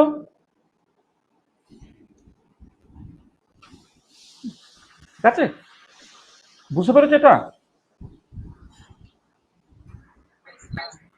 আচ্ছা, ঠিক আছে। নেক্সট যে পয়েন্ট আমরা বলবো সেটা হচ্ছে classical thermodynamics is universal.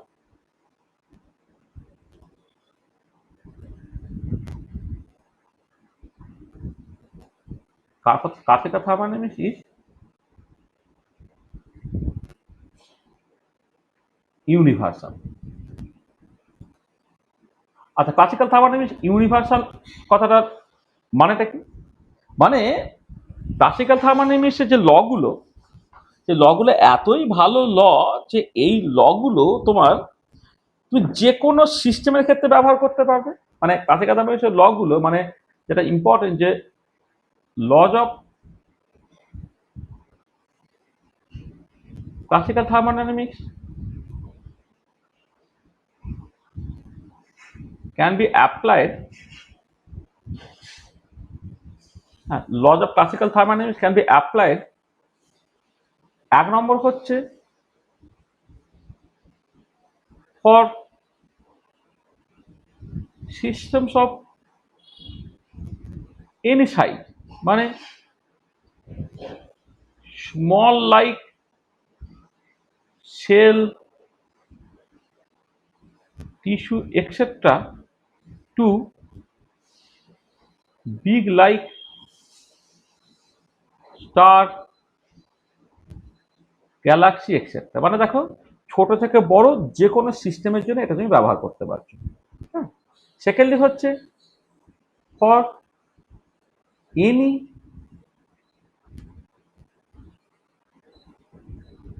Temperature range starting from nano kelvin to several thousand kelvin. মানে দেখো বোস আইনস্টাইন কনডেনসেট হ্যানাথানা ইত্যাদিগুলো হচ্ছে ন্যানো কেলভিনে তোমার তার টেম্পারেচার। সেখান থেকে শুরু করে যে কোনো একটা স্টারের টেম্পারেচার হচ্ছে কয়েক হাজার কেলভিন। হ্যাঁ, সেই সমস্ত টেম্পারেচার রেঞ্জ এটা তুমি ব্যবহার করতে পারছো। থার্ডলি হচ্ছে for any states of matter, পদার্থের যে বিভিন্ন অবস্থা আছে যে কোনো অবস্থাতে তুমি এটা ব্যবহার করতে পারছো for any states of matter. তার মধ্যে ধরো মানে গ্যাস হতে পারে, সেটা লিকুইড হতে পারে, সলিড হতে পারে, প্লাজমা হতে পারে। তাহলে গ্যাস, লিকুইড, সলিড, প্লাজমা যে কোনো স্টেটস অফ ম্যাটারে তুমি এটাকে ব্যবহার করতে পারবে। তার মানে দেখো তাহলে যে কোনো স্টেটস অফ ম্যাটারে ব্যবহার করতে পারছো, যে কোনো টেম্পারেচার রেঞ্জে ব্যবহার করতে পারছো, যে কোনো সাইজের সিস্টেমের জন্য ব্যবহার করতে পারছো। তার মানে এখান থেকে তুমি বুঝতে পারছো যে this implies that the laws of classical thermodynamics are universal.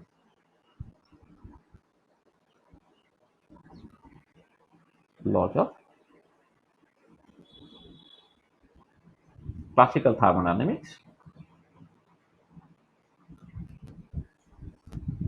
is universal. ঠিক আছে, এটা লজ অফ ক্লাসিক্যাল থার্মোডাইনামিক্স কিন্তু তোমার ইউনিভার্সাল হচ্ছে। বুঝছো, এটা একটা ভীষণ ইম্পর্টেন্ট পয়েন্ট আছে। মানে এটা তুমি বেসিক্যালি সর্বত্র তুমি থার্মোডাইনামিক্সটাকে ব্যবহার করতে পারো। তার মানে কি হলো দেখো, তাহলে আমরা কি বললাম প্রথম থেকে একটু ভালো করে এই ইন্ট্রোডাক্টরি ক্লাসে একটু খেয়াল করো যে আমরা শুরু করলাম এরকম একটা জায়গা থেকে যে আমরা যে থার্মোডাইনামিক্সের লগুলোকে দেখছি, থার্মোডাইনামিক্স বলছি মানে ফিজিক্যাল কেমিস্ট্রির লগুলোকে দেখছি, লগুলোকে তুমি দুটো ক্যাটাগরিতে ভাগ করতে পারছো। একটা ক্যাটাগরিতে কি হচ্ছে না যে এই লগুলো কোনো অ্যাজাম্পশন বা পস্টুলেটের উপর ডিপেন্ড করে না। আমি ডেইলি লাইফে যে সমস্ত এক্সপিরিয়েন্স গ্যাদার করি এবং এক্সপেরিমেন্টাল অবজারভেশন তার জেনারেলাইজেশন, এই ক্লাসিক্যাল থার্মোডাইনামিক্সের যে লগুলো, zeroth law, first law, second law, third law, তারা হচ্ছে এই ক্যাটাগরির মধ্যে পড়ে। আবার অন্যদিকে আরো কিছু টাইপ অফ ল আছে যে লগুলো কিন্তু শুরু হবে কিছু অ্যাজাম্পশন বা পস্টুলেটস থেকে। তার মধ্যে তোমার তোমার কাইনেটিক থিওরি অফ গ্যাস আছে, স্ট্যাটিস্টিক্যাল মেকানিক্স আছে, কোয়ান্টাম মেকানিক্স আছে। এবার এটা কথা হচ্ছে এই লগুলো যদি অ্যাজাম্পশন বা পস্টুলেটের উপর নির্ভর করছে, সেই অ্যাজাম্পশন বা পস্টুলেটগুলো যদি ঠিকঠাক না হয়, যথোপযুক্ত না হয়, তাহলে ফাইনাল যে রেজাল্টটা পাবো সেই রেজাল্টটা তোমার ভুলে ভরা থাকতে পারে। এবারে তোমার তখন কি করতে হবে, এই অ্যাজাম্পশন বা পস্টুলেটগুলো তোমাকে মডিফাই করতে হবে, মডিফাই করে ক্যালকুলেশনগুলো আবার করতে হবে, করে দিনের শেষে আমার একটা জায়গায় পৌঁছাবো যাতে করে যে রেজাল্টটা পাওয়া গেল সেটা এক্সপেরিমেন্টাল রেজাল্টের সঙ্গে মিলছে বা অলরেডি এস্টাবলিশ কোনো কারেক্ট থিওরিটিক্যাল রেজাল্টের সঙ্গে মিলছে। আচ্ছা, থার্মোডাইনামিক্স তো প্রথম টাইপ অফ থিওরির মধ্যে পড়ে যাচ্ছে। তবে এই থার্মোডাইনামিক্সের মধ্যে তোমার দুটো টার্ম আছে, একটা থার্মো আর একটা ডাইনামিক্স। থার্মো মানে হচ্ছে তোমার হিট, আর পরে দেখা যাবে হিট অ্যান্ড ওয়ার্ক হচ্ছে ইকুইভ্যালেন্ট, যেটা ফার্স্ট থেকে দেখতে পাওয়া যায়। অর্থাৎ এনার্জি, হিট এবং ওয়ার্ক দু রকম ভাবে ট্রান্সফার হতে পারে। আর ডাইনামিক্স মানে হুইচ ইজ ইন মোশন। তার মানে thermodynamics deals with, thermodynamics is a subject that deals with energy which is in motion or energy transfer or energy transit or energy K during a physical or chemical process। কোন একটা reaction ঘটছে, কোন একটা physical process ঘটছে, phase transition যেমন একটা physical process ঘটছে, সেখানে তোমার যে তোমার এনার্জির যে চেঞ্জটা হচ্ছে, এক্সচেঞ্জটা হচ্ছে, সেইটা নিয়ে যেটা গবেষণা করে সেটাই যেটা ডিল করে সেটাই বেসিক্যালি তোমার থার্মোডাইনামিক্স। আচ্ছা, থার্মোডাইনামিক্সের বিভিন্ন রকমের ক্লাসিফিকেশন হয়। কেউ কেউ ক্লাসিক্যাল থার্মোডাইনামিক্স, কেউ হচ্ছে statistical thermodynamics. Classical thermodynamics microscopic nature of the particle নিয়ে ইন্টারেস্টেড নয়। স্ট্যাটিস্টিক্যাল থার্মোডাইনামিক্স কিন্তু microscopic particle of the nature নিয়ে ইন্টারেস্টেড। ক্লাসিক্যাল থার্মোডাইনামিক্স সেটা রিভার্সিবল প্রসেসের ক্ষেত্রে অ্যাপ্লাই করতে পারে, ইরিভার্সিবল প্রসেসের ক্ষেত্রে অ্যাপ্লাই করতে পারে, বা ইকুইলিব্রিয়াম স্টেপে অ্যাপ্লাই করতে পারে, নন ইকুইলিব্রিয়াম স্টেপে অ্যাপ্লাই করতে পারে। স্ট্যাটিস্টিক্যাল থার্মোডাইনামিক্স তাই আমরা যে ক্লাসিক্যাল থার্মোডাইনামিক্সটা পড়বো সেটা শুধুমাত্র রিভার্সিবল প্রসেসের ক্ষেত্রে অ্যাপ্লাই করবো। অর্থাৎ আমরা যদিও পুরোটাকে থার্মোডাইনামিক্স বলছি, কিন্তু আমাদের যেটা পড়তে হবে ক্লাসিক্যাল থার্মোডাইনামিক্সে ইকুইলিব্রিয়াম অ্যাসপেক্টটা নিয়ে আমাদের আলোচনাটাকে করতে হবে। আচ্ছা, থার্মোডাইনামিক্সের 4টে ল আছে, zeroth law, first law, second law, third law. এই 4টে ল নিয়ে আমরা ডিটেলে কথাবার্তা বলবো। যেটা ইন্টারেস্টিং পয়েন্ট সেটা হচ্ছে এই যে এই যে 4টে ল হচ্ছে তোমার কনসেপচুয়ালি প্রথমে জিরোথ ল পড়তে হয়, তারপর ফার্স্ট ল, তারপর সেকেন্ড ল, তারপর থার্ড ল। কিন্তু হিস্টোরিক্যালি প্রথমে কিন্তু তোমার সেকেন্ড ল আসে, তারপরে তোমার ফার্স্ট ল আসে, তারপর থার্ড ল আসে, তারপর জিরোথ ল আসে। সেকেন্ড ল আসে মোটামুটি 1823-24 সালে বিজ্ঞানী কার্নো ইঞ্জিন নিয়ে গবেষণা করার সময় কার্নোর থিওরেম দেন। সেই কার্নোর থিওরেমের generalisation second law of thermodynamics. First law of thermodynamics হচ্ছে 1843 থেকে 48 বিজ্ঞানী জুল এবং মায়া তারা যে সমস্ত এক্সপেরিমেন্ট করেছিলেন তার জেনারেলাইজেশনই হচ্ছে ফার্স্ট অফ থার্মোডাইনামিক্স, যেটা 1843 থেকে 1848 মধ্যে আসছে। থার্ড লটা অনেকে ইন্ট্রোডিউস করেছেন, তার মধ্যে প্লাঙ্কেটটা হচ্ছে প্রথমে 1906 সালে। হ্যাঁ, যেখানে তোমার absolute entropy for a pure and perfect crystalline solid যে জিরো হবে 0 কেলভিনে, সেটা হচ্ছে থার্ড অফ থার্মোডাইনামিক্স। এটা তোমার এসছে 1906 সাল নাগাদ। আর জিরোথ লটা এসছে যেটা বিজ্ঞানী ফাউলার ইন্ট্রোডিউস করেন, যেটা থার্মাল ইকুইলিব্রিয়াম বা টেম্পারেচার ডিফাইন করতে গিয়ে, সেটা 1931 সালে। তার মানে সাল তারিখ দেখে তুমি বুঝতে পারছো যে হিস্টোরিক্যালি প্রথমে সেকেন্ড লাভ, তারপর ফার্স্ট লাভ, তারপর থার্ড লাভ, তারপর জিরোথ লাভ। কিন্তু কনসেপ্টুয়ালি তোমাকে জিরো, তারপরে ফার্স্ট, তারপর সেকেন্ড, তারপর থার্ড তোমাকে পড়তে হবে। আচ্ছা, একটা ইন্টারেস্টিং পয়েন্ট হচ্ছে যে যে 3টে ল অফ থার্মোডাইনামিক্স বেসিক্যালি 3টে নেগেটিভ স্টেটমেন্ট। ফার্স্ট ল বলে যে perpetual machine of first kind তুমি পেতে পারো না। সেকেন্ড ল বলে তুমি perpetual machine of second kind পেতে পারো না। থার্ড ল বলে তুমি 0 কেলভিন অ্যাটেন্ড করতে পারো না। আর থার্মোডাইনামিক্স এটা এক্সাক্ট সায়েন্স। থার্মোডাইনামিক্সের ক্ষেত্রে মাত্র 2টো ল আছে, 2টো ল এর উপরে বেশ করে 4টে ইকুয়েশন তৈরি করতে পারা যায়। আর 4টে ইকুয়েশন থেকে তুমি আলটিমেটলি 50 লক্ষ ইকুয়েশন তৈরি করতে পারো, হুইচ আর অল এক্সাক্ট। এটা। আর ক্লাসিক্যাল থার্মোডাইনামিক্স ইউনিভার্সাল, সেটা যে কোনো সাইজের সিস্টেমে ব্যবহার করতে পারবে, যে কোনো টেম্পারেচারে ব্যবহার করতে পারবে, যে কোনো শেষ সব ম্যাটারে তুমি ব্যবহার করতে পারবে। দেখো, যে কথাগুলো বলেছি তাতে কারো যদি কিছু অসুবিধা থাকে তো বল। ঠিক আছে?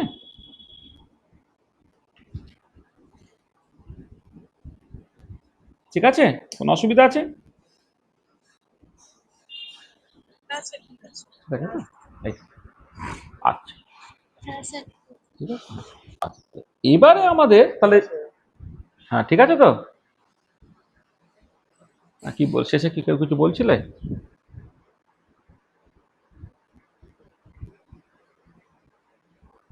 দেখো, এবারে আমাদের কিছু টার্মস আমাদের শিখতে হবে, কিছু টার্মস বা টার্মিনোলজি আমাদের একটুখানি শিখে নিতে হবে। ঠিক আছে? আচ্ছা, দেখো, তুমি যখন থার্মোডাইনামিক্সটাকে পড়ছো, তোমাকে একটা ভীষণ ইম্পর্টেন্ট পয়েন্ট যেটা একটুখানি উল্লেখ করার মতো, সেটা হচ্ছে যে থার্মোডাইনামিক সিস্টেম বলে একটা ব্যাপার আছে, সেটা একটুখানি বুঝতে হবে। মানে থার্মোডাইনামিক সিস্টেম মানে হচ্ছে একটা সিস্টেম, যে সিস্টেমে তুমি ল অফ থার্মোডাইনামিক্সটাকে ব্যবহার করতে পারবে। তাহলে থার্মোডাইনামিক সিস্টেমে যাওয়ার আগে তাহলে আমি প্রথমে জাস্ট যে জিনিসটা বুঝে নিচ্ছি যে সিস্টেম বলতে কি বুঝছি, সেটা একটুখানি দেখে নিই। তাহলে দেখো, আমি এখানে মানে হেডিংটা এইরকম ভাবে যে সাম বেসিক কনসেপ্ট বলে হেডিং, সাম সাম বেসিক কনসেপ্ট সব কিছু আজকে আমরা শেষ করতে পারবো না, কয়েকটা কথাবার্তা অন্তত বলা যায়। বেসিক কনসেপ্ট দেখো, ধরো আমি আমার যে ইউনিভার্সটা, থার্মোডাইনামিক্স ইউনিভার্সাল, তো তাহলে ইউনিভার্সের সর্বত্রই হচ্ছে থার্মোডাইনামিক্স ব্যবহৃত হয়। আমি আমার ইউনিভার্সটাকে এই ছোট্ট জায়গার মধ্যে বেঁধে ফেললাম। এটা এটা হচ্ছে আমার ইউনিভার্স। ইউনিভার্স। আর এর মধ্যে ধরো একটা ছোট্ট পার্ট নিলাম, যে পার্টটার দিকে আমি অ্যাকচুয়ালি তাকাবো, সেটাকে বলছি সিস্টেম। অর্থাৎ ইউনিভার্স থেকে সিস্টেমটা বাদ দিয়ে যে পার্টটা তোমার পড়ে থাকছে, সেটা হচ্ছে সারাউন্ডিং। আর সিস্টেম সারাউন্ডিংকে আলাদা করছে যে সে বেসিক্যালি তোমার হচ্ছে বাউন্ডারি। তাহলে এই জিনিসগুলো আগে একটুখানি বুঝে নিতে হবে। দেখো, তাহলে সিস্টেম কাকে বলে প্রথমে আমি বলি।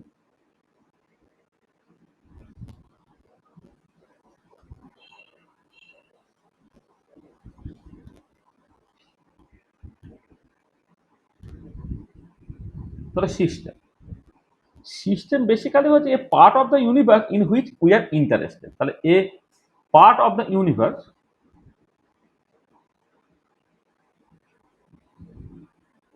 Universe in which we are interested. মানে আমি তো আর মহাবিশ্বে কোথায় কি ঘটছে সবটা আমার নাগালের মধ্যে নেই। তাহলে আমি কি করব, কোন একটা নির্দিষ্ট মুহূর্তে আমি কোন একটা পার্টিকুলার ছোট জায়গাকে ফোকাস করব, যে জায়গাটা আমি ফোকাস করলাম সেটাই হচ্ছে আমার সিস্টেম। তাহলে part of the universe in which we are interested. তাহলে এবারে যে পার্টটাকে নিয়ে তুমি ভাবলে না সেটা তো আছে, সেটা হচ্ছে আমার প্রতিবেশী, তাকে আমি বলছি কি সারাউন্ডিং। তাহলে সিস্টেমের পরে আর যে জায়গাটা রাখলো সেটা হচ্ছে তোমার surrounding.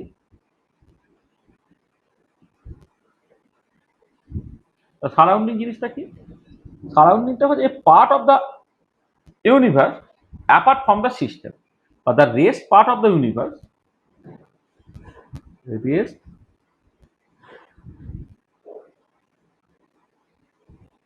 part of the universe apart from the system. The rest part of the universe apart from the system. Universe থেকে সিস্টেমটাকে বাদ দিয়ে যে পার্টটা পড়ে থাকে সেটা হচ্ছে তোমার সারাউন্ডিং। ঠিক আছে? আর কি আরেকটা হচ্ছে তোমার সিস্টেম এবং সারাউন্ডিং দুজনে মিলে এটা তৈরি করছে, সেটা হচ্ছে ইউনিভার্স। তাহলে ইউনিভার্সটা কি? ইউনিভার্সটা হচ্ছে ওই এর বাইরে আর কিছু নেই আর কি, মানে তোমার সিস্টেম আর সারাউন্ডিং দুজনে মিলে যেটা তৈরি করছে সেটা হচ্ছে তোমার ইউনিভার্স। আমি খুব ছোট করে ডেফিনেশনটাকে দিচ্ছি, যে ডেফিনেশন তুমি মনে রাখতে পারবে।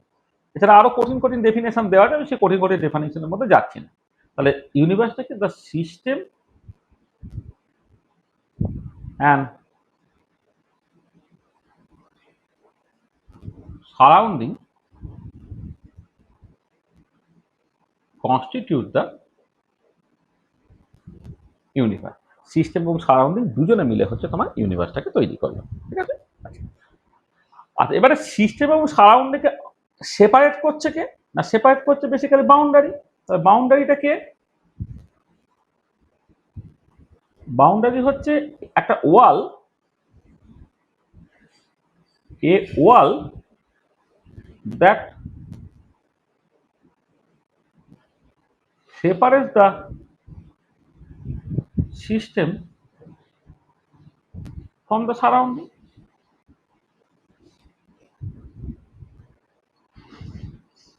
তাহলে a wall that separate the system from the surrounding, সেটা হচ্ছে আমার boundary.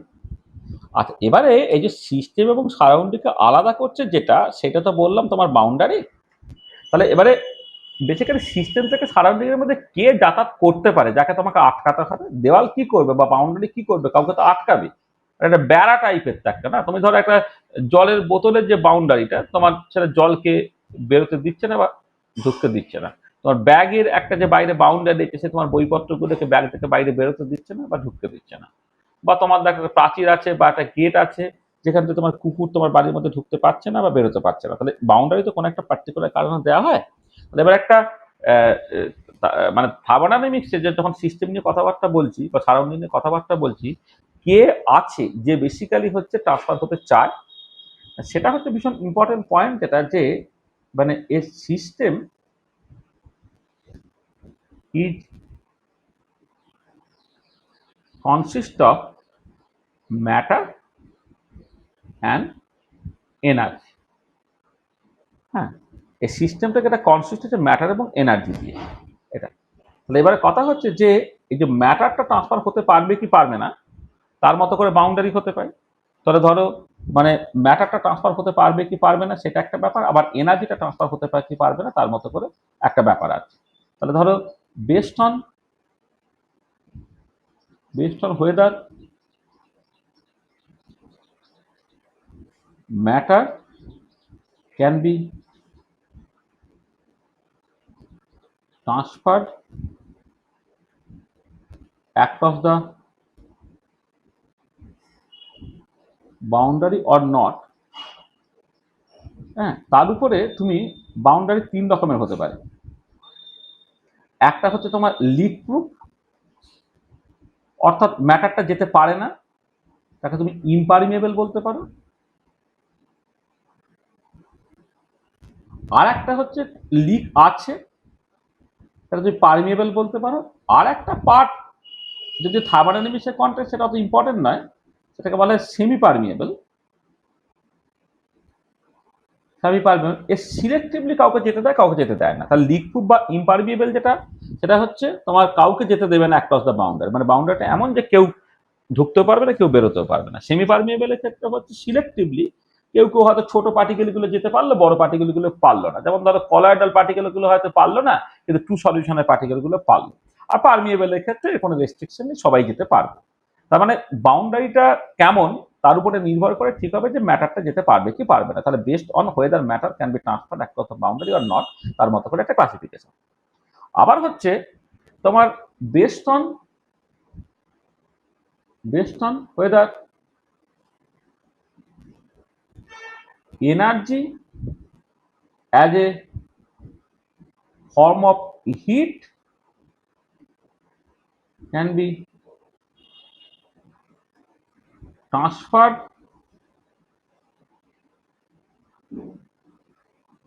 across the boundary or not।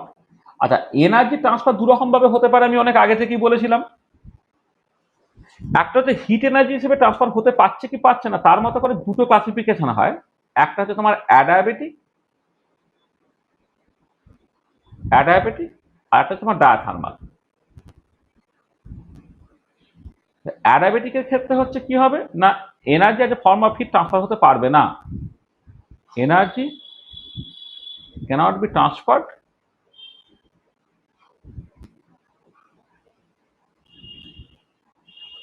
across the boundary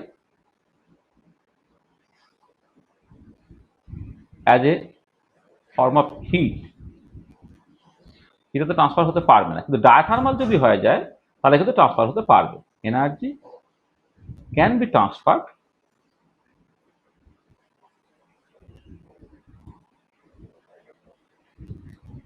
across the boundary as a form of hit. তাহলে হিট হিসেবে এনার্জি ট্রান্সফার হতে পারলে সেই বাউন্ডারিগুলো ডায়াথার্মাল, আর হিট হিসেবে এনার্জি ট্রান্সফার হতে না পারলে সেই বাউন্ডারিগুলো হচ্ছে তোমার অ্যাডায়াবেটিক। ঠিক আছে, ঠিক আছে। আচ্ছা, আর একটা হচ্ছে তোমার যে ওয়ার্ক হিসেবে ট্রান্সফার হতে পারছে কি পারছে না, best on whether energy as a form of work can be transferred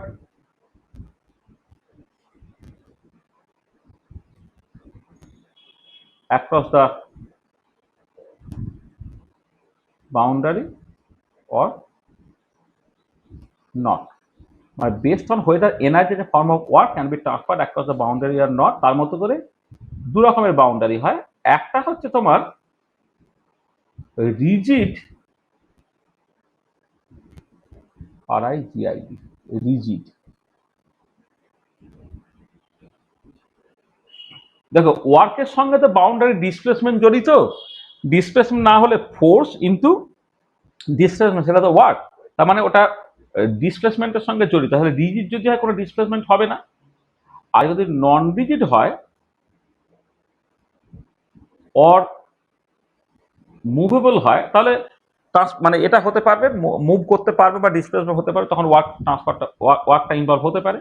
তাহলে এই রিজিড বাউন্ডারির ক্ষেত্রে হচ্ছে energy as a form of work cannot be transferred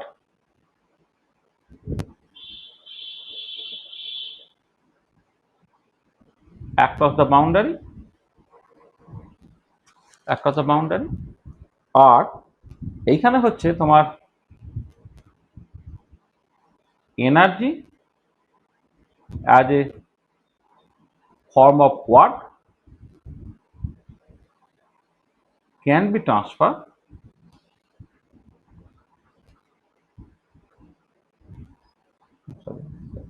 বানানটা বেড়ে যাচ্ছে, এনার্জি যে form of work can be transfer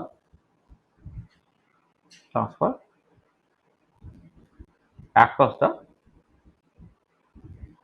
boundary. তাহলে দেখো বাউন্ডারি ক্লাসিফিকেশনটা আমি করলাম যে তোমার একটা থার্মোডাইনামিক সিস্টেম, সেটা তো বেসিক্যালি তার মধ্যে থেকে কি আছে, বেসিক্যালি ম্যাটার আছে আর তোমার এনার্জি আছে। এবার এনার্জি আবার দুটো ফর্ম, হিট আর ওয়ার্ক। তাহলে আমি বাউন্ডারি ক্লাসিফিকেশন সেই রকম ভাবে করলাম যে ম্যাটারটা ট্রান্সফার হতে পারবে কি পারবে না তার মতো করে কিছু বাউন্ডারি, তারপরে তোমার এনার্জিটা যে ফর্ম অফ হিট ট্রান্সফার হতে কি পারবে না তার মতো করে একটা বাউন্ডারি, আবার হচ্ছে ওয়ার্ক এনার্জি যে ফর্ম অফ ওয়ার্ক ট্রান্সফার হতে পারবে কি পারবে না তার মতো করে একটা বাউন্ডারি। তাহলে এবারে এই বাউন্ডারিটা কেমন তার উপরে তোমার ঠিক হয়ে যাবে যে তোমার আহ,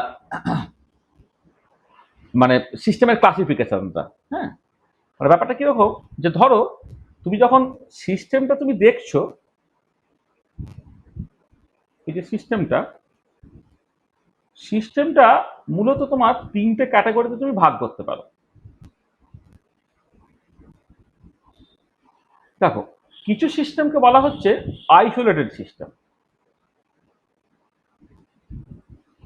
আইসোলেটেড সিস্টেমের ক্ষেত্রে কি হচ্ছে, তোমার ম্যাটার এবং এনার্জি কেউ ট্রান্সফার হতে পারছে না, মানে বাউন্ডারিটা এমন যে ম্যাটার এবং এনার্জি কেউ ট্রান্সফার হতে পারছে না। তার মানে নাইদার ম্যাটার নর এনার্জি। আচ্ছা, এখানে এনার্জি ক্ষেত্রে খেয়াল রাখবে তুমি, এনার্জি মানে হচ্ছে এখানে হিট অ্যান্ড ওয়াট বোথ, এটাকে মাথায় রাখতে হবে। মানে যখন আমি বলছি মানে হিট ট্রান্সফার হতে পারছে না কিন্তু ওয়ার্ক ট্রান্সফার হতে পারছে, বা ওয়ার্ক ট্রান্সফার হতে পারছে না হিট ট্রান্সফার হতে পারছে, এগুলো হলে হবে না কিন্তু। মানে এনার্জি মানে হিট ওয়ার্ক কোনোভাবেই আর কি। নাইদার ম্যাটার নর এনার্জি ক্যান বি ট্রান্সফার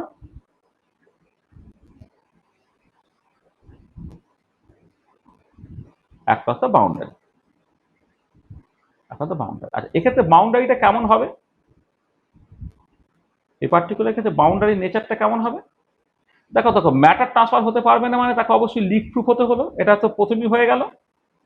আচ্ছা, এনার্জি যে ফর্ম অফ হিট ট্রান্সফার হতে পারবে না মানে বাউন্ডারিটা অ্যাডাবেটিক হতে হবে। আর এনার্জি যে ফর্ম অফ ওয়ার্ক ট্রান্সফার হতে পারবে না, এটা হচ্ছে তোমার রিজিড হবে। তাহলে এই যদি কোনো একটা সিস্টেম এই টাইপের বাউন্ডারি দিয়ে ঘেরা থাকে তাহলে সেটা আইসোলেটেড সিস্টেম হবে। আচ্ছা, নেক্সট হচ্ছে তোমার ক্লোজ সিস্টেম। ক্লোজ সিস্টেমের ক্ষেত্রে হচ্ছে মানে এনার্জিটা ট্রান্সফার হতে পারবে কিন্তু ম্যাটার ট্রান্সফার হতে পারবে না।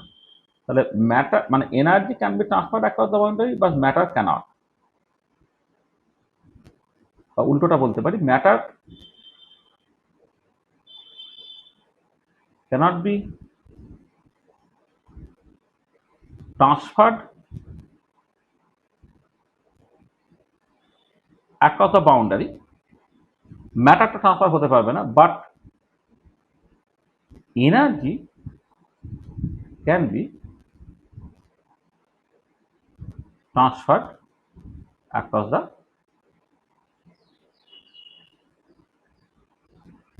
বাউন্ডারি। আর এর ক্ষেত্রে বাউন্ডারি নেচারটা কেমন হবে? বাউন্ডারি নেচারটা ধরো, প্রথম কথা হচ্ছে যে যেহেতু তোমার ম্যাটারটা ট্রান্সফার হতে পারছে না, চলে আসলে এই যে আর সেটাই তো আমি বলছি হ্যাঁ, বাহ আমাদের প্রথমে চলে আসলে বাহ বাহ, ছেলে পড়তে পড়তে কোথায় একটা ঘুরে বেড়াচ্ছে। এই কে রে এটা?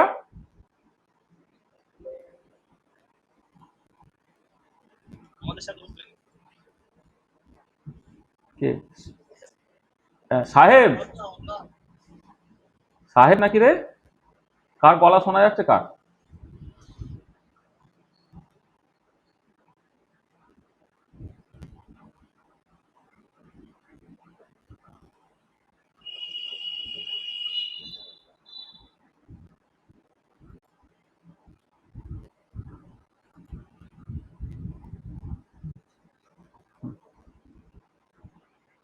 দেখো, একদিন এক সেকেন্ড, আর 2-4 মিনিট। দেখো, যেটা বলছিলাম যে বাউন্ডারিটা কেমন হতে হবে তাহলে এখানে?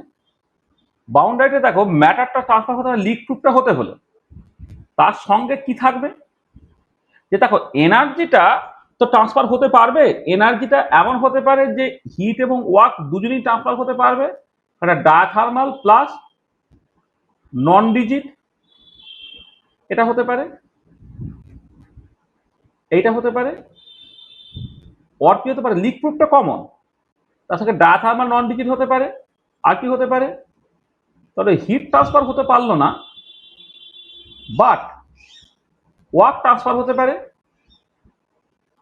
এইটা অর হিট ট্রান্সফার হতে পারলো কিন্তু ওয়ার্ক ট্রান্সফার হতে পারলো না। তাহলে এই তিনটে ক্যাটাগরি কিন্তু যে কোনো একটা হতে পারে। তার মানে ধরো যখন ক্লোজ সিস্টেম হবে, ক্লোজ সিস্টেমের ক্ষেত্রে হচ্ছে তোমার বাউন্ডারিটা তোমার লিক প্রুফ তো সার্টেনলি হলে ম্যাটার ট্রান্সফার হতে পারছে না, কিন্তু এনার্জি, হিট এবং ওয়ার্ক দু রকম ভাবে ট্রান্সফার হতে পারে। Energy as a form of heat transfer হতে পারে, energy as a form of work transfer হতে পারে। সেই জন্য প্রথম যে ক্যাটাগরিটা ডায়াথার্মাল এবং নন রিজিড বলেছি, মানে এখানে তোমার হিট এবং ওয়ার্ক দু রকম ভাবে এনার্জিটা ট্রান্সফার হতে পারে। পরেরটা যখন অ্যাডাবেটিভ এবং নন রিজিড বলেছি, এনার্জিটা as a form of heat transfer হতে পারছে না, কিন্তু ওয়ার্ক হিসেবে ট্রান্সফার হতে পারে। আর তারপরেরটা হচ্ছে ডায়াথার্মাল, তারপরেরটা হচ্ছে এনার্জিটা যে ফর্ম অফ হিট হিসেবে ট্রান্সফার হতে পারছে কিন্তু ওয়ার্ক হিসেবে ট্রান্সফার হতে পারছে না। সবটাই হচ্ছে ক্লোজ সিস্টেমের মধ্যে পড়ছে। আর ফাইনালি চলে এসো তোমার ওপেন সিস্টেম। ওপেন সিস্টেমের ক্ষেত্রে কি হচ্ছে, ম্যাটার অ্যান্ড এনার্জি, মানে both matter and energy, both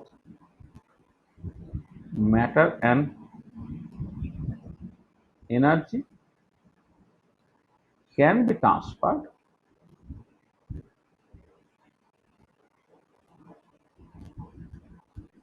across the boundary, মানে both matter and energy can B transfer across the boundary. তাহলে এক্ষেত্রে টাইপ অফ দ্য বাউন্ডারি কেমন হবে? এক্ষেত্রে টাইপ অফ দ্য বাউন্ডারি দেখো, প্রথম কথা হচ্ছে ম্যাটার ট্রান্সফার করতে পারছি মানেই হচ্ছে এটা পারমিয়েবল অর সেমি পারমিয়েবল হতে হবে, লিক প্রুফ হওয়া যাবে না, এটা হতে হচ্ছে। প্লাস তার সাথে এই ক্যাটাগরিটা, মানে ম্যাটার ট্রান্সফার হলো তার সঙ্গে ডায়াথার্মাল প্লাস নন রিজিড হতে পারে, or adiabatic plus non rigid হতে পারে, অর তোমার এটা ডায়াথার্মাল বা রিজিড হতে পারে। মানে এনার্জিতে তো হিট বা ওয়ার্ক তার দুটো যে কোনো একটা বা দু রকম ভাবেই তো ট্রান্সফার হতে পারে। সেই জন্য সিস্টেমটাকে তুমি মেজর তিনটে ক্যাটাগরিতে ভাগ করলে, একটা হচ্ছে তোমার আইসোলেটেড সিস্টেম, একটা তোমার ক্লোজ সিস্টেম, একটা হচ্ছে ওপেন সিস্টেম। এবং এই তিনটে যে টাইপ হলো, তিনটে টাইপের ক্ষেত্রে কি টাইপের বাউন্ডারি হলে কি টাইপের সিস্টেম তৈরি হবে সেটা তুমি এখানে দেখতে পাবে। তাহলে আজকে আমরা বেসিক্যালি এই পর্যন্তই রাখছি, ঠিক আছে? তো অনেকে তো কলেজ টলেজ আছে, আমার একটু আগে ছেড়ে দেওয়া উচিত ছিল, কিন্তু এই মাঝে একটু ডিস্টারবেন্স হওয়ার জন্য ব্যাপারটা হয়ে গেল। তো দেখো আজকে আমরা এই পর্যন্ত রাখলাম। নেক্সট দিন বেসিক্যালি আমরা এই জায়গা থেকে শুরু করব। মানে প্রথমে হচ্ছে আরো কতগুলো টার্মিনোলজিস আছে যে টার্মিনোলজিগুলো নিয়ে একটুখানি কথাবার্তা বলার দরকার পড়ে আর কি। যেমন দেখো extensive property, intensive property, state property, path property, তারপর হাইড্রোস্ট্যাটিক সিস্টেম, হ্যাঁ, ইকুয়েশন অফ স্টেট, বিভিন্ন রকমের প্রসেস, এইসব নিয়ে জাস্ট কিছু কথাবার্তা আমাদের বলতে হবে আর কি। তাহলে আমরা আরো কিছু টার্মিনোলজিস নিয়ে পরের দিন কথাবার্তা বলবো, বলে তারপরে হচ্ছে আমরা ওখান থেকে তোমার যেটা নেক্সট যে ম্যাথামেটিক্স এর পার্টটা আছে সেই ম্যাথামেটিক্যাল পার্টটার মধ্যে জাস্ট চলে যাওয়ার চেষ্টা করবো।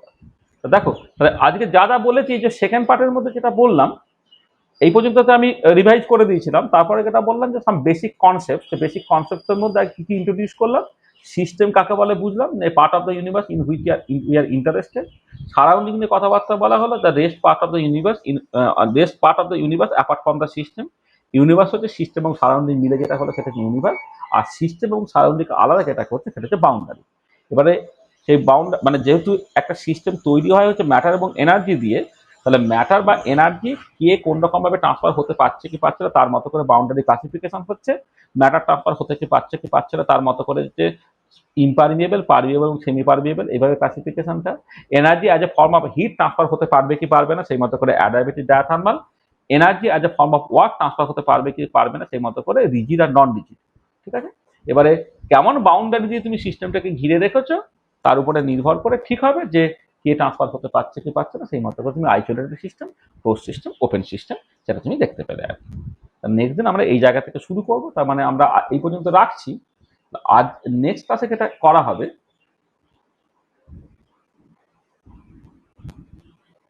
নেক্সট লেকচারে যেটা করা হবে আমাদের, সেটা হচ্ছে কি তোমার সাম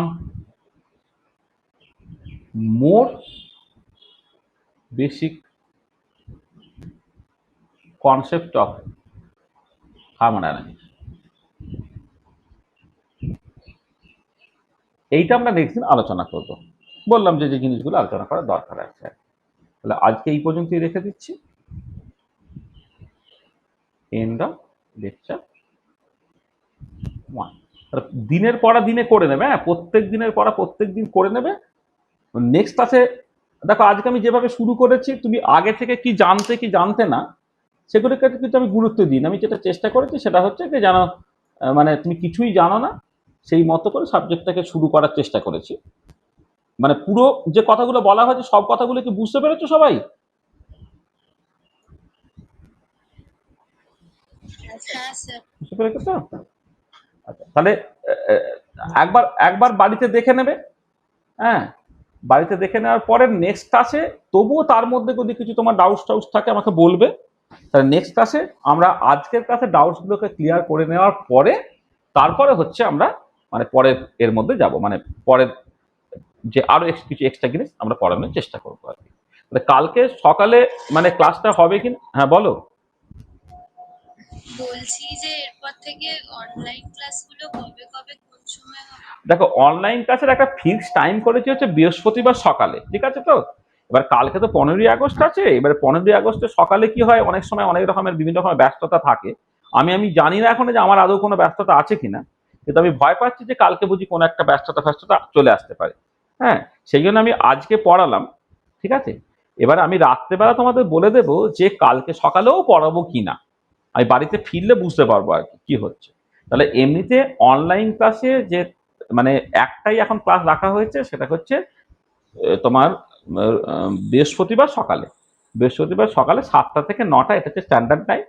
এবারে যদি তোমাদের হয়তো কলেজ ফলেজ বেরোনোর জন্য একটু তাড়াতাড়ি করে বেরোতে হয়, হয়তো আমি আর একটু আগে জিনিসটাকে শেষ করে দিলাম, সেই মতো করে একটু আগে শুরু করলাম, এভাবে করে করবো। তাহলে যদি অন্যান্য টিচারদের টিউশন রাখো, তাহলে হচ্ছে বৃহস্পতিবার সকালটাকে রেখো না, ঠিক আছে? তাহলে এইটা এখন হোক।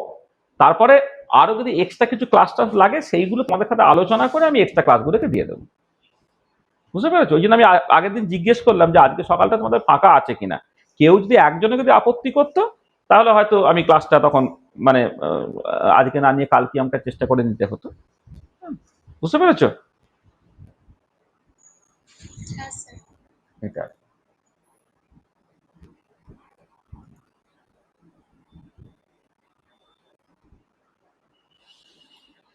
এই তো হচ্ছে ব্যাপার।